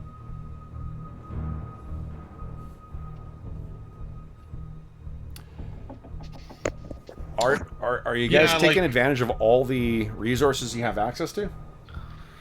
Well, we have. So we just got. What did we just get? We got some healing potions and some smoke sticks and the pick, and whatever this monocle does. Did we figure out what the monocle does? I don't think we did. I don't think we did. So we've all We seen got an ever-burning turret. we've all seen heist movies before, right? Or prison escape movies. So maybe think in that vein. Think a little more creatively beyond what's on your character sheet and what your spells are. What kind of things would you think that things like? You guys did, not to belabor the point, but you got a goblin among you, and you've got a, you're thinking of your spells and things like that as ways of having, getting yourself around the prison. Right, we could fake a prisoner, like one of you. We could bring Angus in as a prisoner. Let's THX 1138 it. Let's do it. All right. Yeah, I mean, sure, it's possible. Well, and the guards who are wandering around here, from what Drook said, it's goblins just wandering around in the uniform that you have. Right. Absolutely. So maybe what we could do is we could have Badonk go in, not taking a prisoner in yet, but just to see if he can get a better look at the map and see if there's labels where people are being held or anything, just to get us more information. And to just point out a point of rules, palming an object is an untrained thievery action. Okay, so that one I can attempt at least. You can attempt that. You can also attempt steal, which is to take a small object from another creature without being noticed. That is also a untrained action. I mean, your bonus is not great with it, so I think that there is a potential consequence there, but just so you're aware of your, you guys, the three of you right now are currently hiding in a corner of the, or all four of you are hiding in the corner, but the only people who are walking around this prison in uniforms are goblins. There's no gnomes, there's no pegatars, there's no anything else. Right. So that's kind of conspicuous, so we can't dress up as guards. No, but Badonk could and go in. Mm-hmm. Maybe it's worth a try. I mean, like I said, one method is you guys can both turn into rats or and come with us, and I can be bringing our Angus in as a prisoner and be I found this guy snooping around. What is your immediate goal right now, guys? What's the thing? Not in abstract terms, just in the most literal way. What is the thing you need to do next? Get in the prison. Get inside. Get inside what? The Maxim? Yeah, inside the prison. Well, you're inside the prison. You're inside the prison walls. Oh, sorry, Jeff. You may have missed this too. The guys use spider climb to get over. You're inside that same yard that you were in before. Oh. Sorry, Jeff. You may have. Yeah, I didn't realize. Yeah, I was having. I should have picked up. So that's where everyone is right now. In that same yard, just that you're not under the gate right now. Right. So locating our friends, I guess, is the thing we need to do. Okay, so that's a different goal from getting into maximum security. Those are two different things. Absolutely. Yeah. Okay. You need to figure out where they are. You can go in and smooze with the goblins and see if you can get information from them. Yeah, sure. But that's... I don't have good deception. My diplomacy's not bad, but... or my perform. I'm not exactly a talky, trick them kind of goblin. I could maybe lure one away from the others if we wanted to, grab one and you could dress in a halter top, interrogate him. Look alluring. Yes. Well, no, I could, maybe get one away from the group or whatever, and we could question them. But that's still right. We talked a little bit about that as soon as one goblin doesn't check in, they're gonna know that something's up. Right. Mhm. I mean, So yeah. my suggestion is that it seems like the best thing to do is have Badonk just walk into the room that Druk saw. Druk was able to look into and see if he can see anything on the map. See if he can, talk to any of the goblins about, like, hey, those specter chasers, they're maximum security, right? I seem to have forgotten, or something silly like that. Right. I mean, sure. I'm just saying, Well, this isn't. Or we know This isn't, the. I this think isn't this isn't dangerous anybody's. as grabbing a goblin, in my opinion. we Getting know- Badonk to go talk to them. We know the Nagpa are coming to get the gnomes, so why don't we just have Badonk say the Nagpa are coming for the gnomes, get them ready for transport? Maybe something like that. That way they can just usher them straight to us. Grab the gnomes. Yeah. Maybe. Yeah. Or just say, the Nagpas that sent me to get the gnomes, where are they, and let's go. I don't know. All right. I mean, I can head in. Okay. So you get changed into the uniform. Everyone else stays in the shadows. You make your way over to the door. You look over this thing. It's all metal. It's clearly intended to keep people out, and it is locked. What do you do? And I don't have any keys. So we're basically just like trapped in a yard kind of thing? Yep. You can hear the noise of there's people inside. You just don't have a way of opening the door. I can knock on the door, I guess. So you gung, gung, gung, gung, gung, and you open it, and then the door opens, and you can see once again one of the serene goblins there. He opens the door. Hey, what are you doing out there? Oh, yeah. Sorry, I got lost. You my got first day. lost? What do you mean you got lost? It's my first day. I'm confused. I don't know. Give Was me I not? a deception roll, please. Yeah, see. Or we immediately are fucked. Yeah, see, love it. That's That's 20! Okay, I so like it. he kind of looks at you. That's why I don't recognize you. First day, you got yourself locked out there. You get eaten by a sphinx. You get picked apart by harpies. What are you thinking? Get in here. Sorry. Oh, sorry. You'll be saying sorry to your next of kin. You can't be just wandering around out here. And you come in, and there's like a group of about 10 goblins that are all playing cards off in one corner. And then it's sort of like this appears to be the office that Druk has described for you, too. There's a big clear map on the wall of what the entire prison looks like. And this guy says, "You hear this, guys? He locked himself in the yard." And they're all like, laughing away. Oh, you're gonna get yourself killed, kid. You newbie. You're green. Even for your goblin. Very green. What's your name, pal? Badonk. Well, I'm Zabadab. Good to meet you, Zabadab. Good to meet you too, Badonk. Boy, they're just sending us all kinds now. Where were you supposed to be assigned? Do you even know? Well, some dangerous gnomes. I was brought in special. Dangerous gnomes. Is there another kind? Yeah, no kidding, eh? Oy. Tell you, if they weren't paying us top dollar, I wouldn't be up here. Alright, let's see here. Dangerous gnome, dangerous gnome. Now what kind of dangerous gnomes are you supposed to be doing? What do you mean?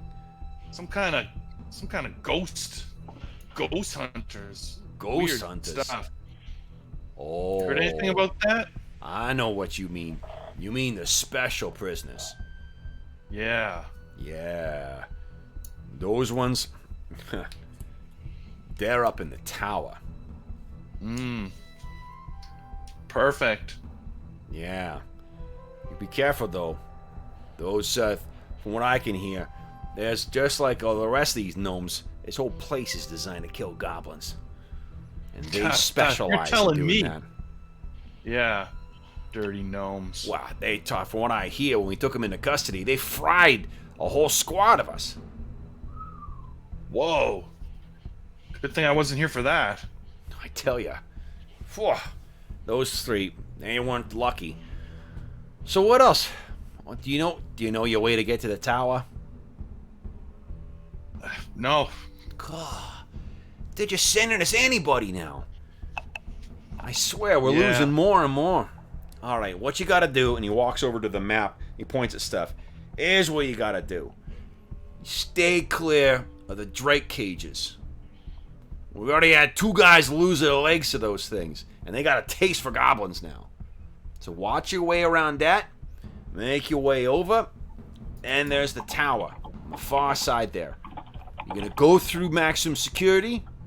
Make sure that you don't get yourself in the wrong direction. Go to the next one over, up the outside stairs, and then inside the tower.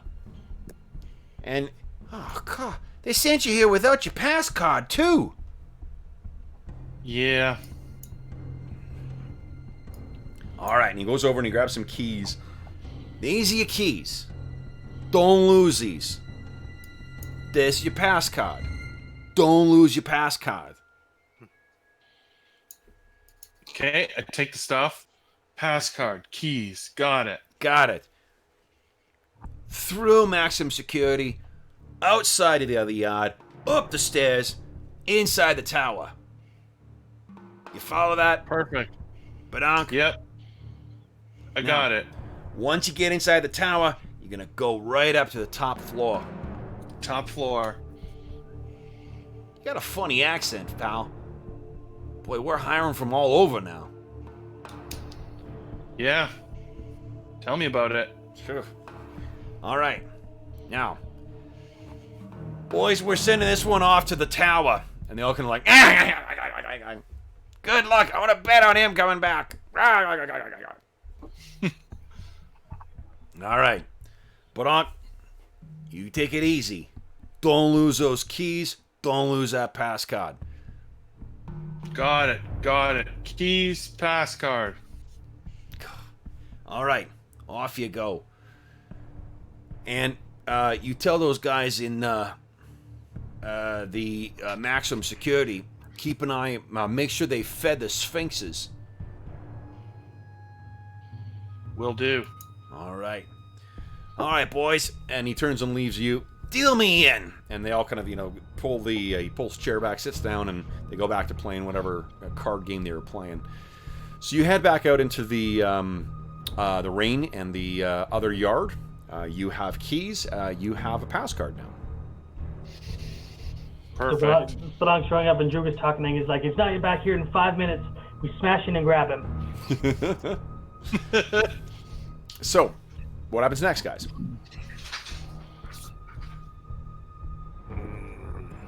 So Badonk explains where we gotta go, but it's like, I can get there. I got keys, I got a pass card, but I don't know how we're gonna bring everyone.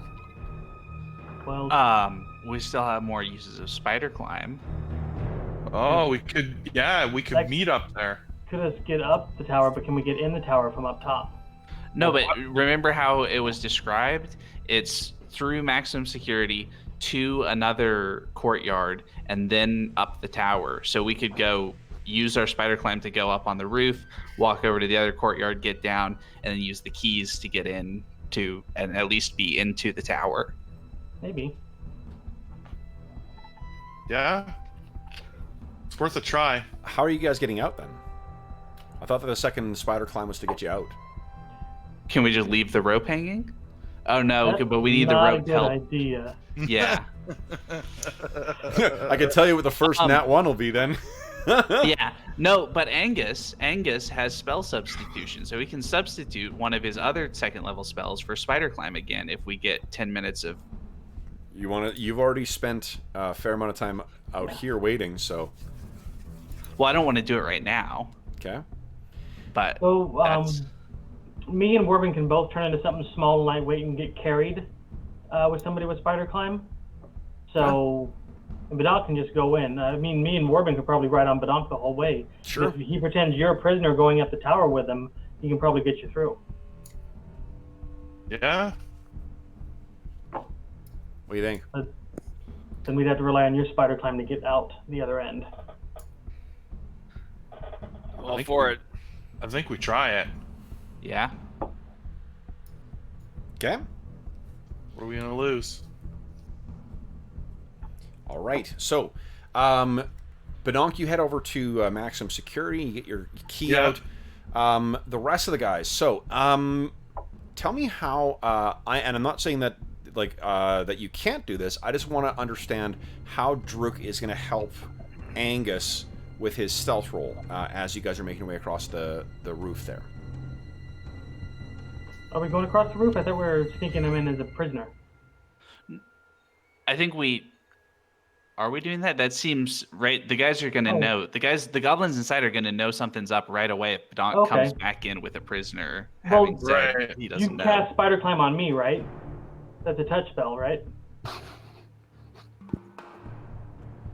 Wait, what? Let me double check. Let's make sure you guys, everyone understands what your plan is here, guys. Okay. Go ahead. Okay. I thought the plan was that Bedonk goes through the goblin way.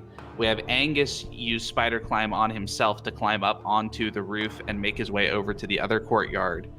Go down into that courtyard and meet Bedonk there. Druk and Werbin both resting on Angus's shoulders as praying mantises or something, because they can both do pest form. Gotcha. Yeah. That was my understanding.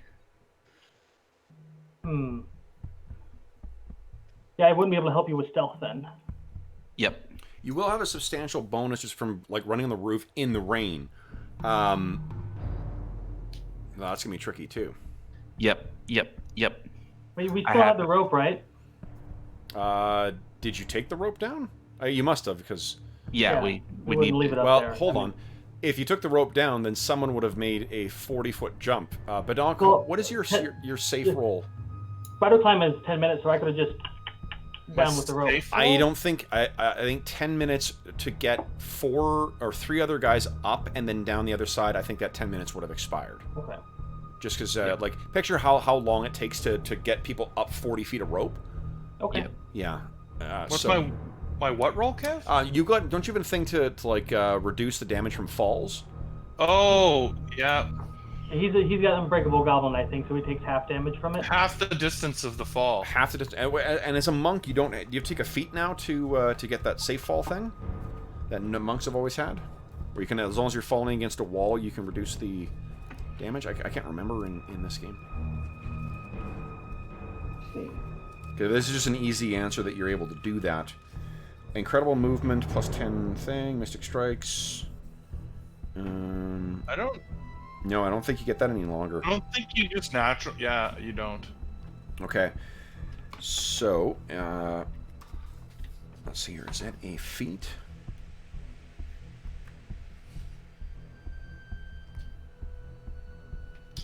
Yeah, we take it's a Dancing Leaf. It's a feat at level 2. When calculating damage you take from a fall, don't count any distant fallen while you're adjacent to a wall. It's a pretty good feat. Jeez. It is a good feat. That's an insanely good feat now. Wow, you could drop 120 feet and not take any damage as long as you got a wall there. You're doing the cinematic ninja thing, right? Yeah. Yes. So in this case, then, it means that somebody potentially is taking damage from a fall, or you're leaving the rope up, right? Because either you're untethering the rope and then dropping down, or you can make a climb check, I suppose. It's going to be a pretty hard target number to climb your way down a prison wall in the rain. That'd be what, in athletics? It would be in athletics, yeah, and I would set the difficulty pretty high. Who's got the best athletics bonus? I have an 11. It's better than mine. I have 5. 5. Okay, well let's do this. What does Bedonk have? His if he fails or he His might take athletics half is damage. 8. Okay. Not terrible, but You take half damage from a fall anyway, so. Yeah, I could fall, but I'm the one who can just walk in there. So, No, we're talking about whether you have the rope or not. Oh, the other rope. Yeah. I mean, I guess I could fall at the end. I'll try climbing down, and then if you fall, then we'll worry about the damage. Okay, so why don't you Right. give us... Hold on. The difficulty is... Yeah, this is a... Go ahead. It's So roll a... athletics? Yeah, you can assume you're probably going to fail just because it's really high. Yeah, Oh, okay. yeah. So, you do fall, but because of Goblin, the... what do you call it? Unbreakable. Unbreakable, you're going to take... What is it? We don't count the first 10 feet, so it's... you take 7 points of damage. Okay. Because of Unbreakable Goblin. So I'm gonna be ready with the touch heal spell for him, if that's okay. if you want, yeah. Yeah, so the touch one, so 12 back. Okay. Okay. Okay, perfect. Yep. Okay. So, you have the rope with you. There's no, there's no kind of way to know that you have left the what do you call it? Left any evidence of you breaking into the prison. Next, we got Badonk with a key in the door. Angus, you're heading up the side now. Yep. And Druk and Werbin, you guys are using your animal form or pest form. Yeah, I'm gonna go Yeah. to pest form. Okay. So then, why don't you give me a... spider climb, right? So you're easily on the top. I won't make you make a athletics check, because I'm assuming your spider climb will keep you on the roof. But I do need a stealth check from you. And you're not going to gain the benefit Alright. of Druk, unfortunately, Yep. from this. Yep. Come on. I'm going to give you +2 to this as well, because you, the rain and whatnot. 16. Okay. So, Badonk, you see Angus. What do we see as you cast Spider Climb?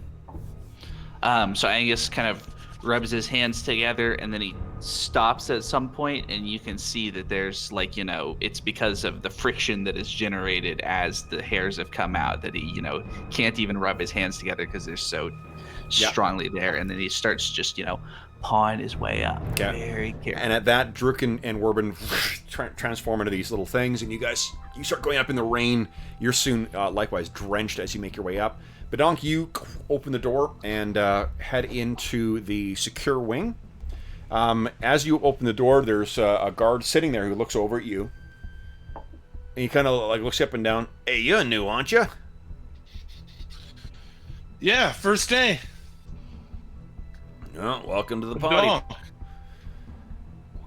Welcome to the party, pal. Welcome to the party, pal. Perfect. And I'll just give him the thing. Yep. Got Okay. my pass. So you do. Boy, where are you going? Tower? Tower. Something about some gnomes. Yeah, keep on going. Yeah. Watch out for them. They scorched 6 other goblins. Oh man. Yeah. I'll be very careful. If you want to take a kick at them, you go right ahead. Might just do that. Good. So he goes back to whatever it was he was doing. You head out the second side, and you make your way out. And as you make your way up towards this, or into the second courtyard, you can see that there are 2 goblins that are standing kind of outside of the tower. That seem to be dressed, and they don't seem to be terribly happy. They got big cloaks on, but the rain is pouring down. And Badonk, would you kind of give me a perception check? Come on, perceive. Nice. Oh, not bad, not bad. Okay, so you get out and you sort of take a moment to orient yourself for where you are and where you're expecting that Angus and the transformed other guys are. You look up and you can see one of the goblins at the top of the stairs is kind of hitting the other one and kind of pointing up at the roof in the direction of where Angus was. They haven't reacted otherwise yet, but they seem to be pointing in that direction. Do you want to do anything? Yeah. Angus, you can give me a perception check in the interim. I'll walk over to them. Okay, so you go walking over to them, and you can hear as you're walking up to they're kind of muttering to each other. Is that someone? What is it up there? Is that a guy up there? You think you see a guy up there? Well, Let me yeah. look. I got good eyes. Look over there. You see that guy right on the roof there? Wait. Oh, Wait for that's the lightning. a cat. That's a rat. Okay, give me a deception check, please. Alright, come on. Money. Oh! Nice. Huge roll. On So my he looks terrible- over. One of the guys says, I don't know, it's a pretty big cat, you sure? I'm not 100% sure, but it looks like a cat to me. Okay. Druk and Werbin, each of you give me a perception check, please. Sure can. Perception.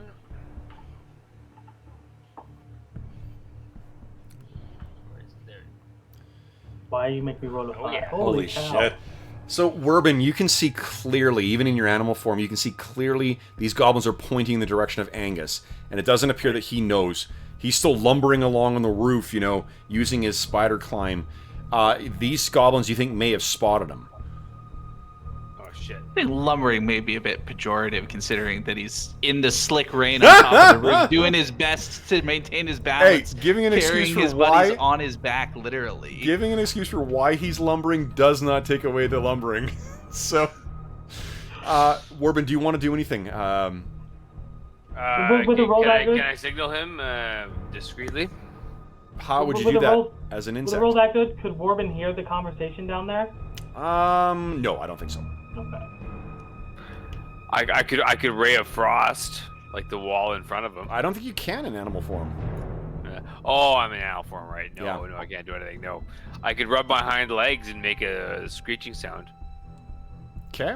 You know what I will allow for that crit is that you guys figured out some way to message things to Angus. So you're pinched on the neck by this praying mantis. Oh. Angus, give me another perception check. I'll let you re-roll this because that's sort of their word. Nat 1.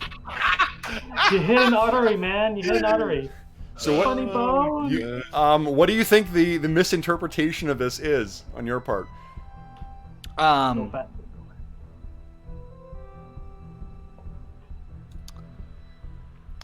So my assumption is, well, I think the assumption is get down, and so Angus just dives to the ground with a huge, booming sound as he lands. And you know what's going to happen too is basically this will unfortunately chew up the time for the what do you call it, for the transfer. He waits down, and you guys are in animal form, knowing it's going to end soon. You're like, come on, come on, come on, come on!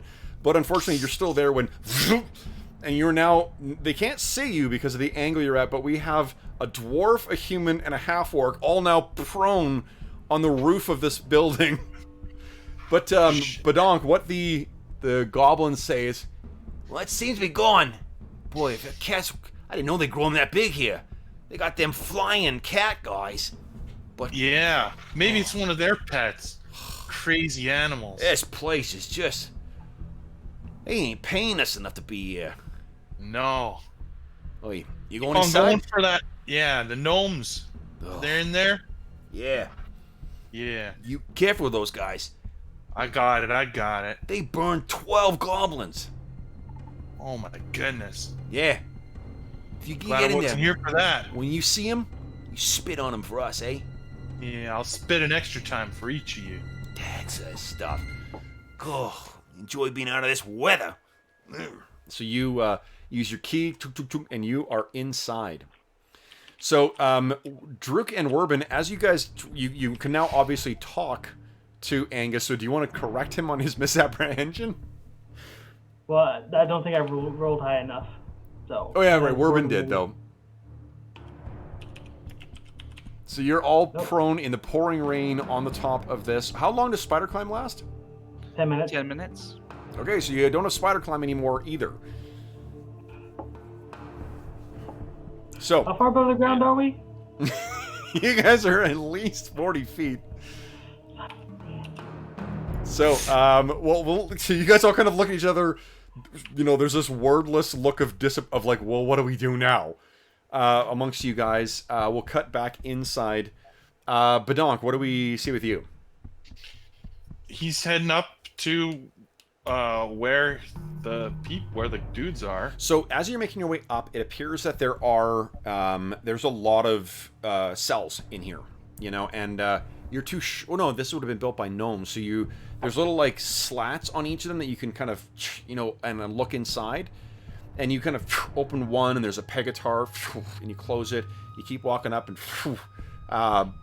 so what do you call it? A harpy in there. You check one, you know, as you're making your way up, there's, you know, a bunch of gnomes that are prisoners. And then you finally get to the top. And at the very top, there is sort of a staging area where there's a couple of guards who are playing dice now. You know? Okay. And there's two of them. But then in here, there are also there's individual cells kind of out from the circular area or the central area with the same doors on them. You can kind of and look out. So you come walking up, and the two goblins look over at you and like, "Is it time for shift change already?" Yeah. Came early today. I don't know, something about something going on down there. All right. I don't know. Give me one more deception check. I'm giving you bonuses to these as well too, from your costume and from how far you are in and whatnot too. Okay. Really? Well, where's your partner? We're supposed to be doubling up here. These gnomes are clever. He's just in the bathroom. He's got something going on today. Be here any minute, I'm sure.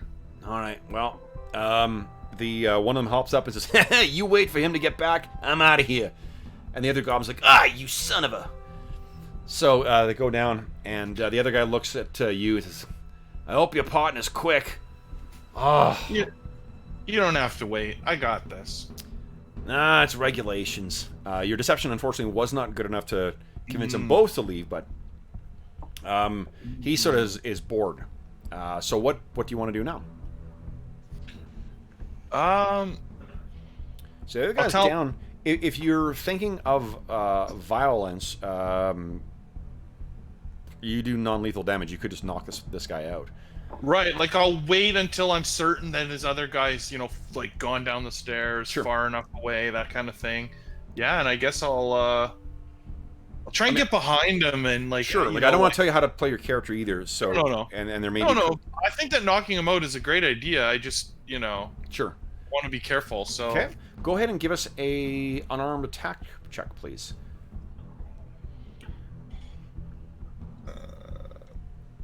His AC is quite low. Oh my god, are you fucking kidding me?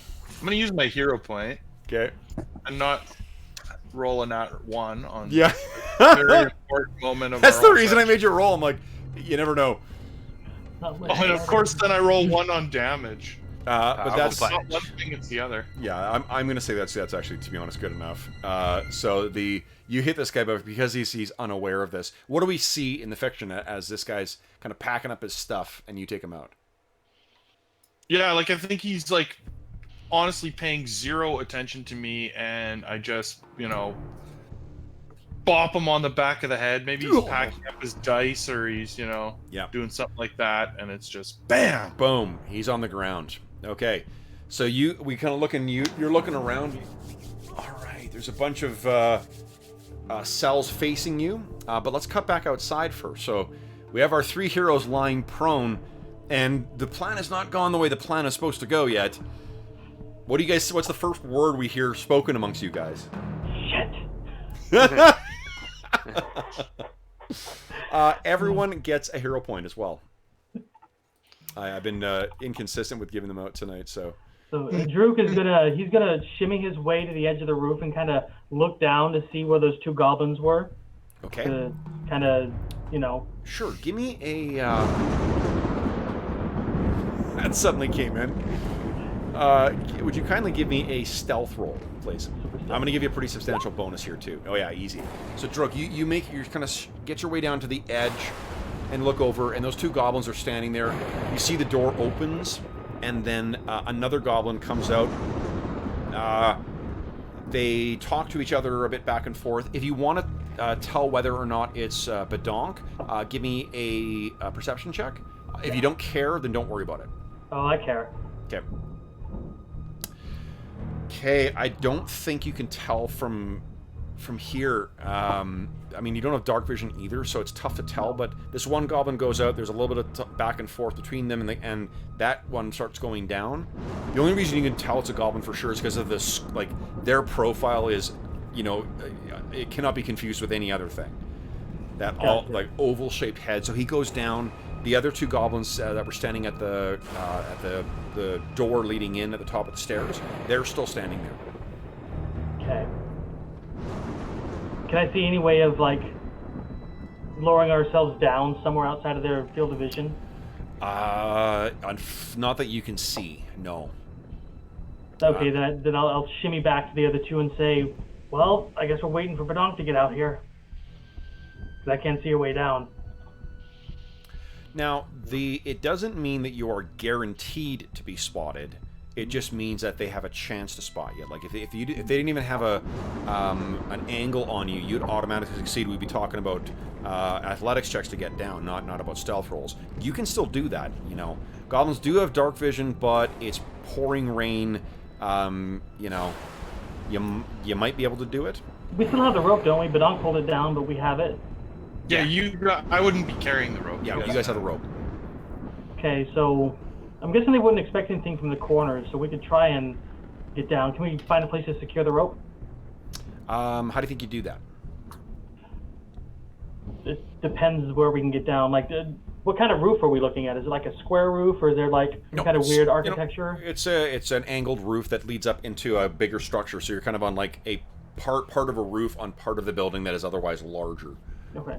Is there any kind of like fanciful architecture, like maybe Japanese style or gnomish or whatever? There's probably something you can tie up to. Either that, or I think that you do get a python in the adventurers kit. Okay. So you could Angus could use the blunt end of his new fancy pick and just get the python in. That'll make noise.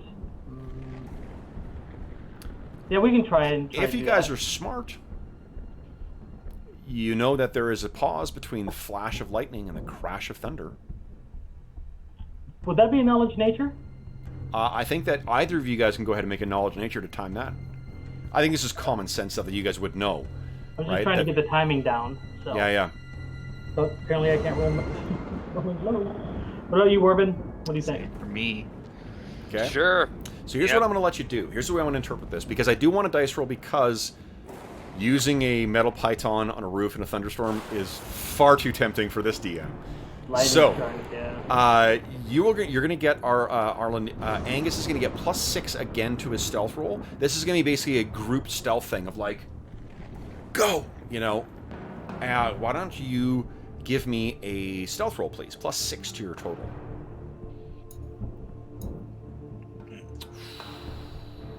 Is that enough? That is not going to be enough. You're pointing. Okay, well then, it's hard for me to do a whole lot better than that, but I'm gonna hear. Sorry. I forgot that you add +6. Sorry, 21 is absolutely good enough. Yeah. Okay. So you guys are there, and then there's a flash, and I think, you know what? Maybe even because this is playing up with Warbin's sort of thing, there's this sort of like lightning that plays across his eyes, and he's like, "Ready yourself." And then there's it plays across the sky, and you think you can see like identical ones across each of his eyes. And he nods towards you, and you bring the hammer down perfectly as the thunderclap deafens, and boom, it's in there. So you've now got yourself secured with a python. You're able to rappel down. Nice. So Droog will take the lead just so that he can keep an eye on the goblins and tell them when to come down. Yep, I love it. So why don't you, Angus? And I think that there's probably some place where you can kind of like not in the yard itself, where you're going to be harder for them to see. Like maybe you get in the ground and then you sort of like in the dark scurry across and hang at the base of the stairs. Yeah, like a little bit of an overhang, casting a shadow or something. Sure. So we're once again taking advantage of Droog's feet. Angus, go ahead and give us a stealth check. I'm gonna use a hero point on that one. Yes, you do. There you go. Oh, 27. Holy smokes. Finally. All right. So what do we see, guys, as you guys are individually rappelling down? And what's the order of you guys going down? Well, Drook's gonna go first just to set the pace. Okay. And he just rappels down and hits the cord at the last second, and his boots hit the wall, just thunder cracks, and he just settles down. Then he holds the rope rigid until they gets to come down, and he'll half catch him to stop the noise of impact. Yep. And same with Warben. Okay. So you guys get down, and then you guys all are at the base of the stairs. Let's cut back inside to Badonk. So Badonk, you got this unconscious guy who just drops his dice to the ground. What are you doing? I'm gonna prop him up at the dice game to make it look like he's sleeping at the table. Okay. So you kind of... But I'm gonna kind of like bind his feet or something. Sure. Like so that he's like, if he gets up, he's still trapped. Okay. And I'm gonna head up to wherever there's some opening or where I can let these guys in. Sure. Or meet up with them. To let who in? Or like meet up with the rest of the guys. There's only one way in here. Oh, there is only the one way in. Yeah. Okay. Yeah, you're gonna have to let us in. Yeah. So I'll go let them in. No, but the goblins are there's standing two guard goblin at the guards standing out stairs. there. Oh, there's two goblins guarding the door. Oh, I thought they were just at the main entry. Okay. Oh, I get it. Okay, well then I'm gonna go up and see if my gnomish friends are here. Okay. So you go and you slide one of them. Give me a D4 roll, please, will you? D4. Yep. Nice. Okay. So you open or you slide that thing aside, and what you see is Egon Springloader, Dr. Egon Springloader in there. Mm-hmm. And he still has those those goggles on as well too, because he needs them to actually see. And he looks over. Wait, but I lift. Yeah. Shh, Egon. I'm here to break you out. what are you doing here? How did you Breaking get out of here? that evil place. What? All right. Hold on. Do you have keys? I do have a set of keys. Do you have a plan to extricate us from this imprisonment? I'm working on that. And you hear from the other prisons, the other things as well. Hey, what's going on out there? Who is that? Egon, what's going on? I'll go open the other doors. Okay. So you slat open other doors. You see, of course, Ray Stones and Winston Dreadmore and Dr. Peter Crankman.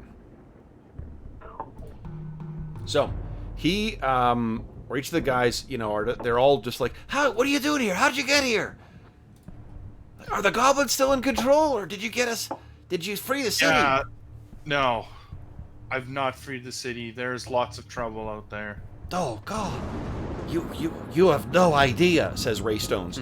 So that you unlock all of them, and they're all out, and they're all like, first off, Ray and Winston both give you great big hugs for coming in. Ray kind of holds you back. It's like, I can't believe you're here. I know. I can't believe I'm here either. How did you get What hell here? of a dangerous place. and Me and a Peter few of my friends says, snuck "Is this? I think there's a lot of time to just get caught up, guys. Maybe we should find a way out." Well, there's one way out of here. There are two guards on the other side of the door. Winston goes over and he grabs a sword from one of the fallen guard. He grabs the crossbow from the fallen guard, and he tosses that sticky thing to I think Egon. Yeah. Egon looks at this thing and just says, "What a crude construction. Goblins. No offense, Bedbadog." Well, I have some friends outside, and if they can see what's going on, maybe they can drop in and help us. You ready? Right. So we get to the door. Yeah. I'm not here alone. You're not here. Is Wes with you? Is Skurg? No, different friends. You'll meet them. All right. And Ray kind of gets his little fists up. I'm ready. Lead the way, Badonk. Here we go. Okay. So, what do we see? We'll cut back outside again, and so Angus and Drook and Werbin, you guys are all at the base of these stairs, and you can hear the goblins talk above, and I'm trying to think what I really should have prepped better, like goblin patter for what they're talking about, because I'm drawing a blank every time I think about them. Well, I think these Bronx goblins, the Bronx goblins are good.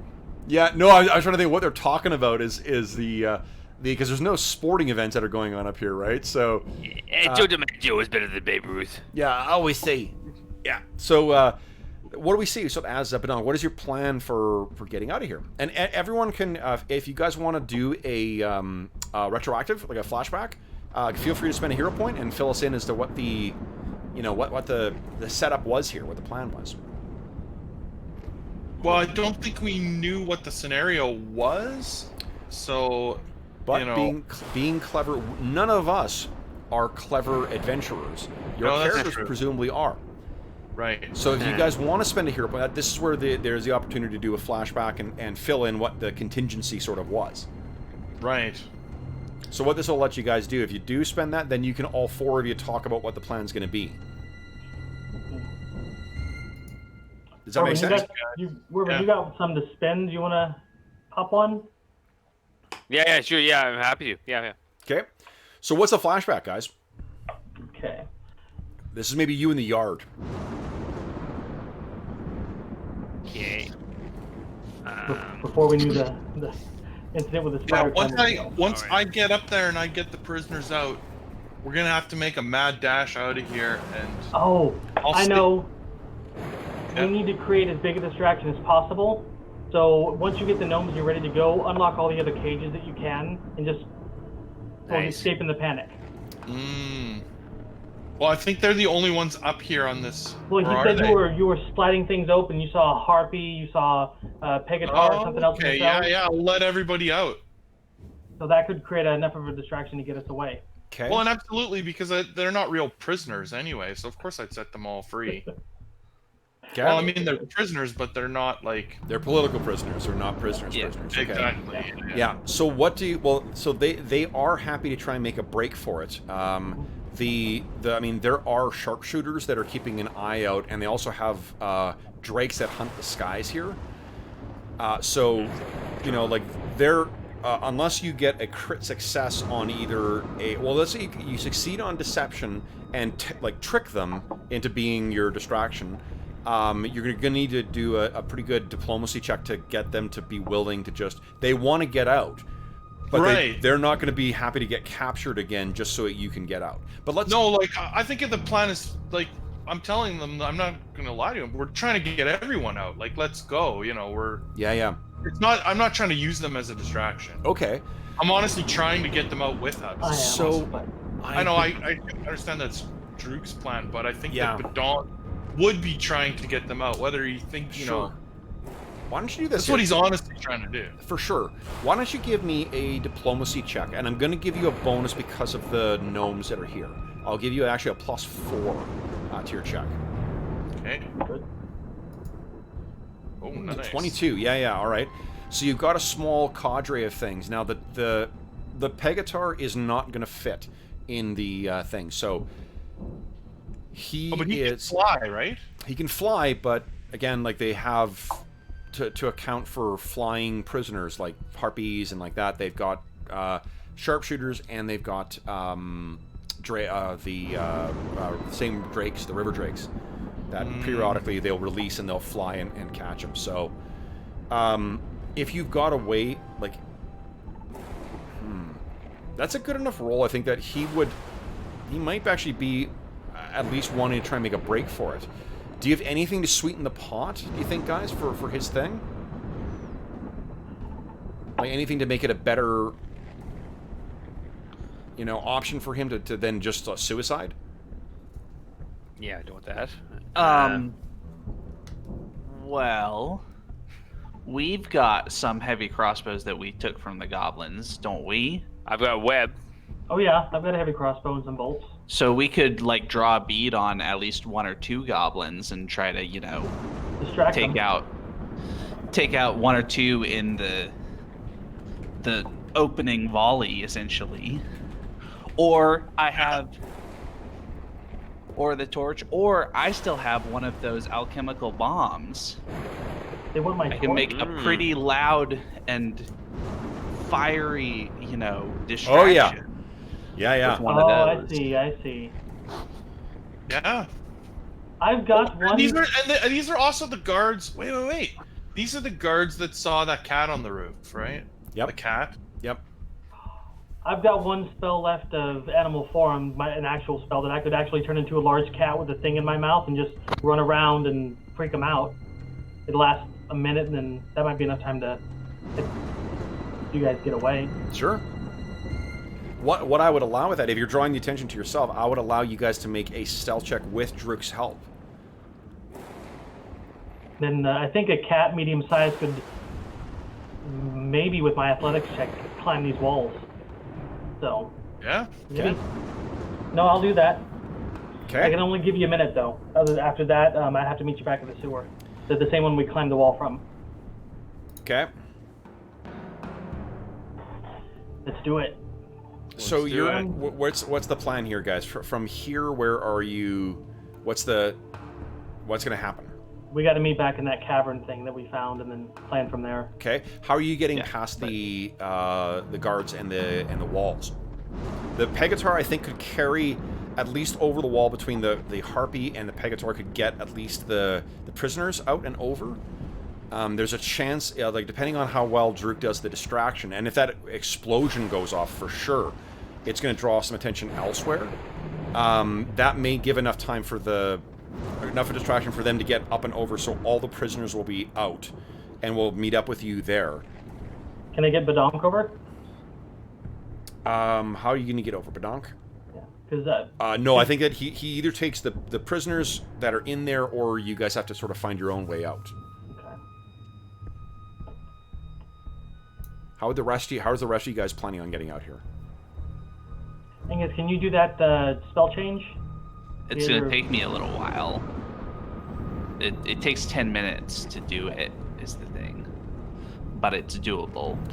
If you had a hero point, you could flash. If only. Yeah. I can spare you one. Can I spare my hero point? I think. What's the flashback? Is it that Angus mentions that he would do this, but then you say, "Look, there's a lot of walls in there." Yeah. Good idea. That works. Yes. You look tired, man. You sure you can handle it? Yeah.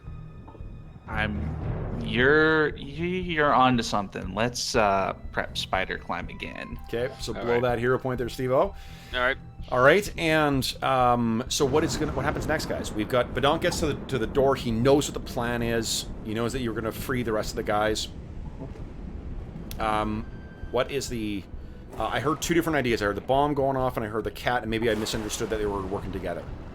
Well, I think it would be hilarious for the cat to, carry the bomb up and drop it at their feet, and they, look down for a second and go, "What?"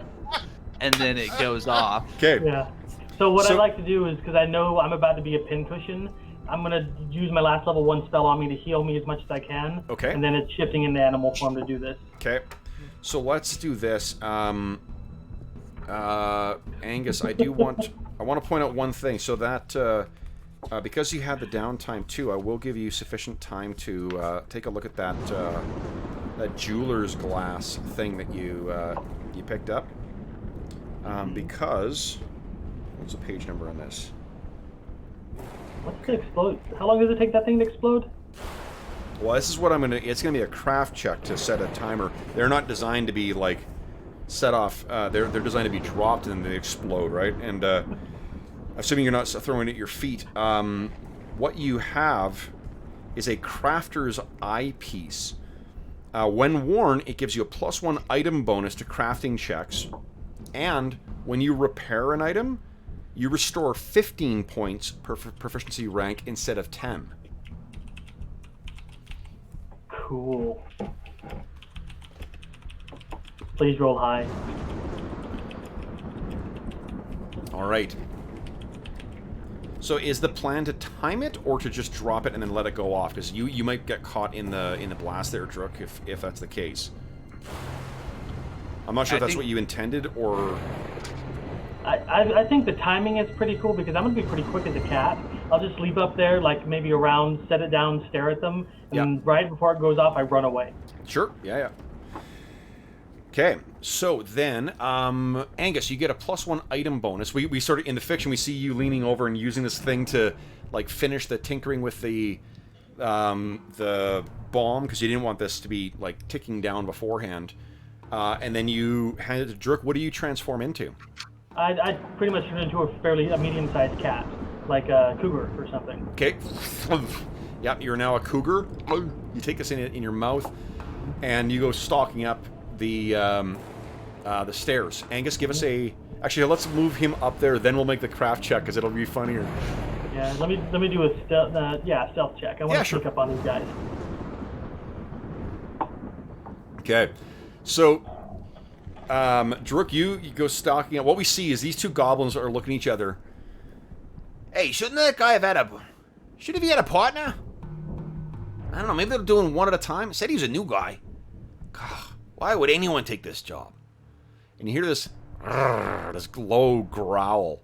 And the two of them look over, and there's this enormous cougar with a giant glowing ball in its mouth.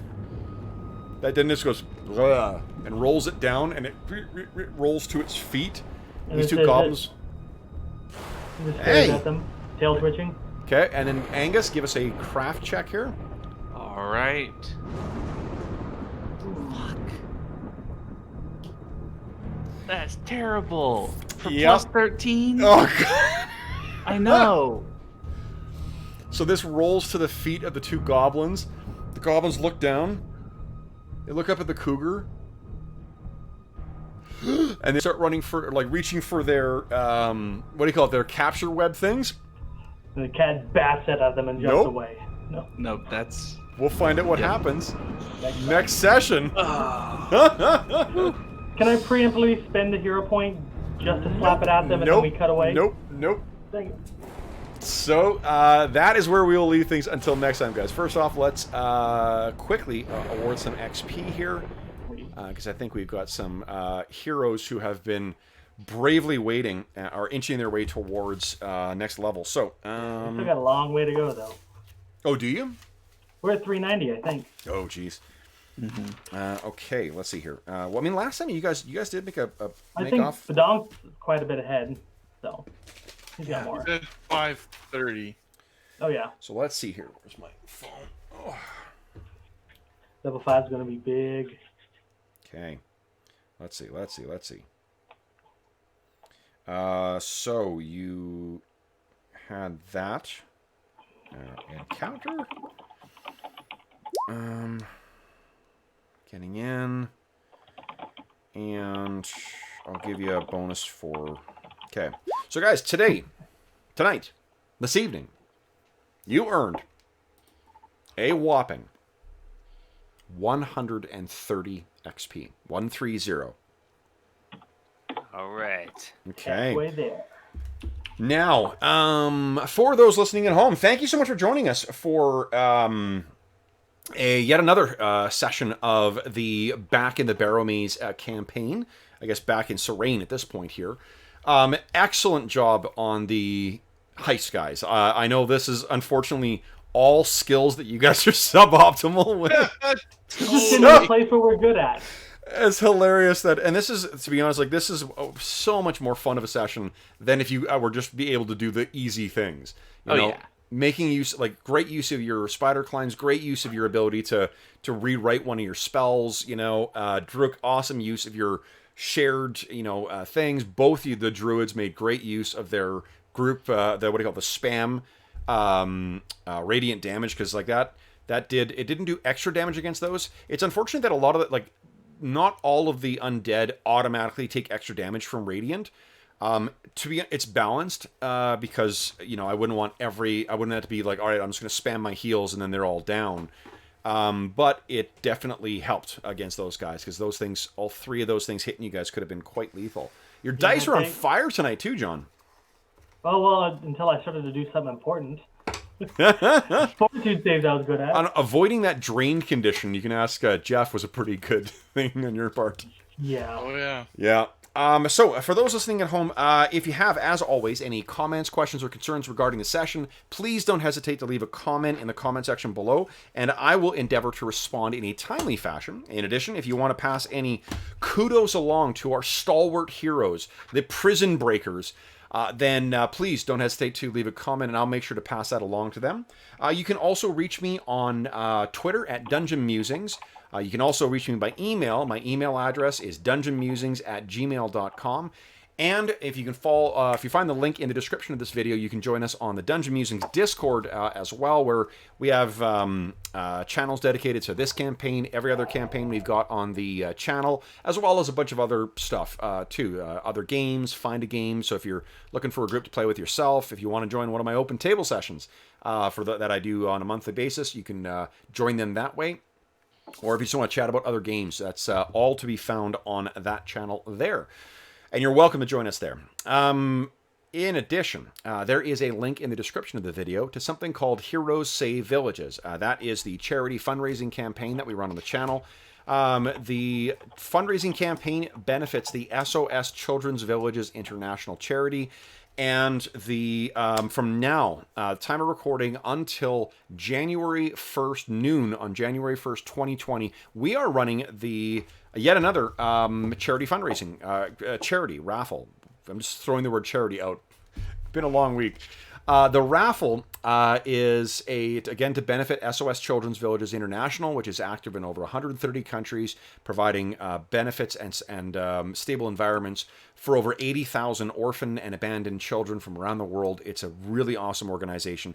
And the grand prize for our raffle is a brand new copy of Beadle and Grimm's amazing Platinum Edition Baldur's Gate Descent into Avernus box set. And if you haven't seen these things, there is if you go to the Hero Save Villages site, I'm going to include a link this weekend to an unboxing that Matt Lillard did. He's one of the owners of Beadle and Grimm. There is an incredible amount of stuff in here, tons of handouts, tons of supplemental material, amazing maps, a crazy big miniature.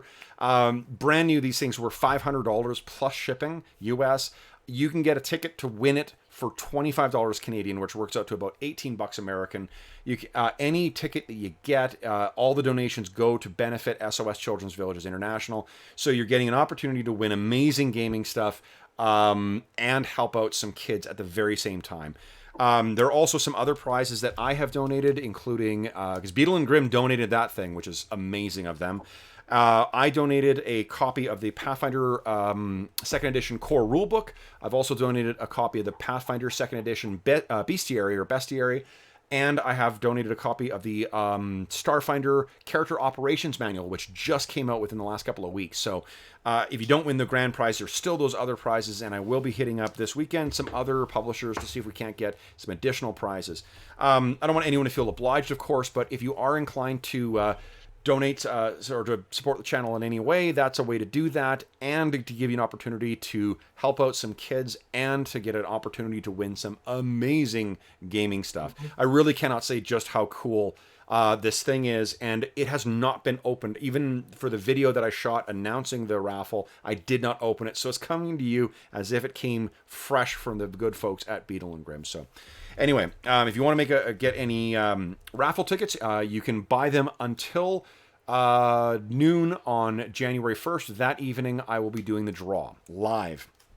Now, last but not least, I want to thank my brave prison breakers here. Guys, this was a ton of fun. Good job taking down your first wights and ghosts. Good job living up to the names of your colleagues as Spectre Chasers. So Steve, Jeff, Arlen, and John, thank you so much for joining me back in Serene this evening. I had a ton of fun. Can't wait to see you guys next week. Oh, yeah. So, until next time then, folks, for those listening at home live, otherwise, thank you so much for joining us. And until next time, happy gaming.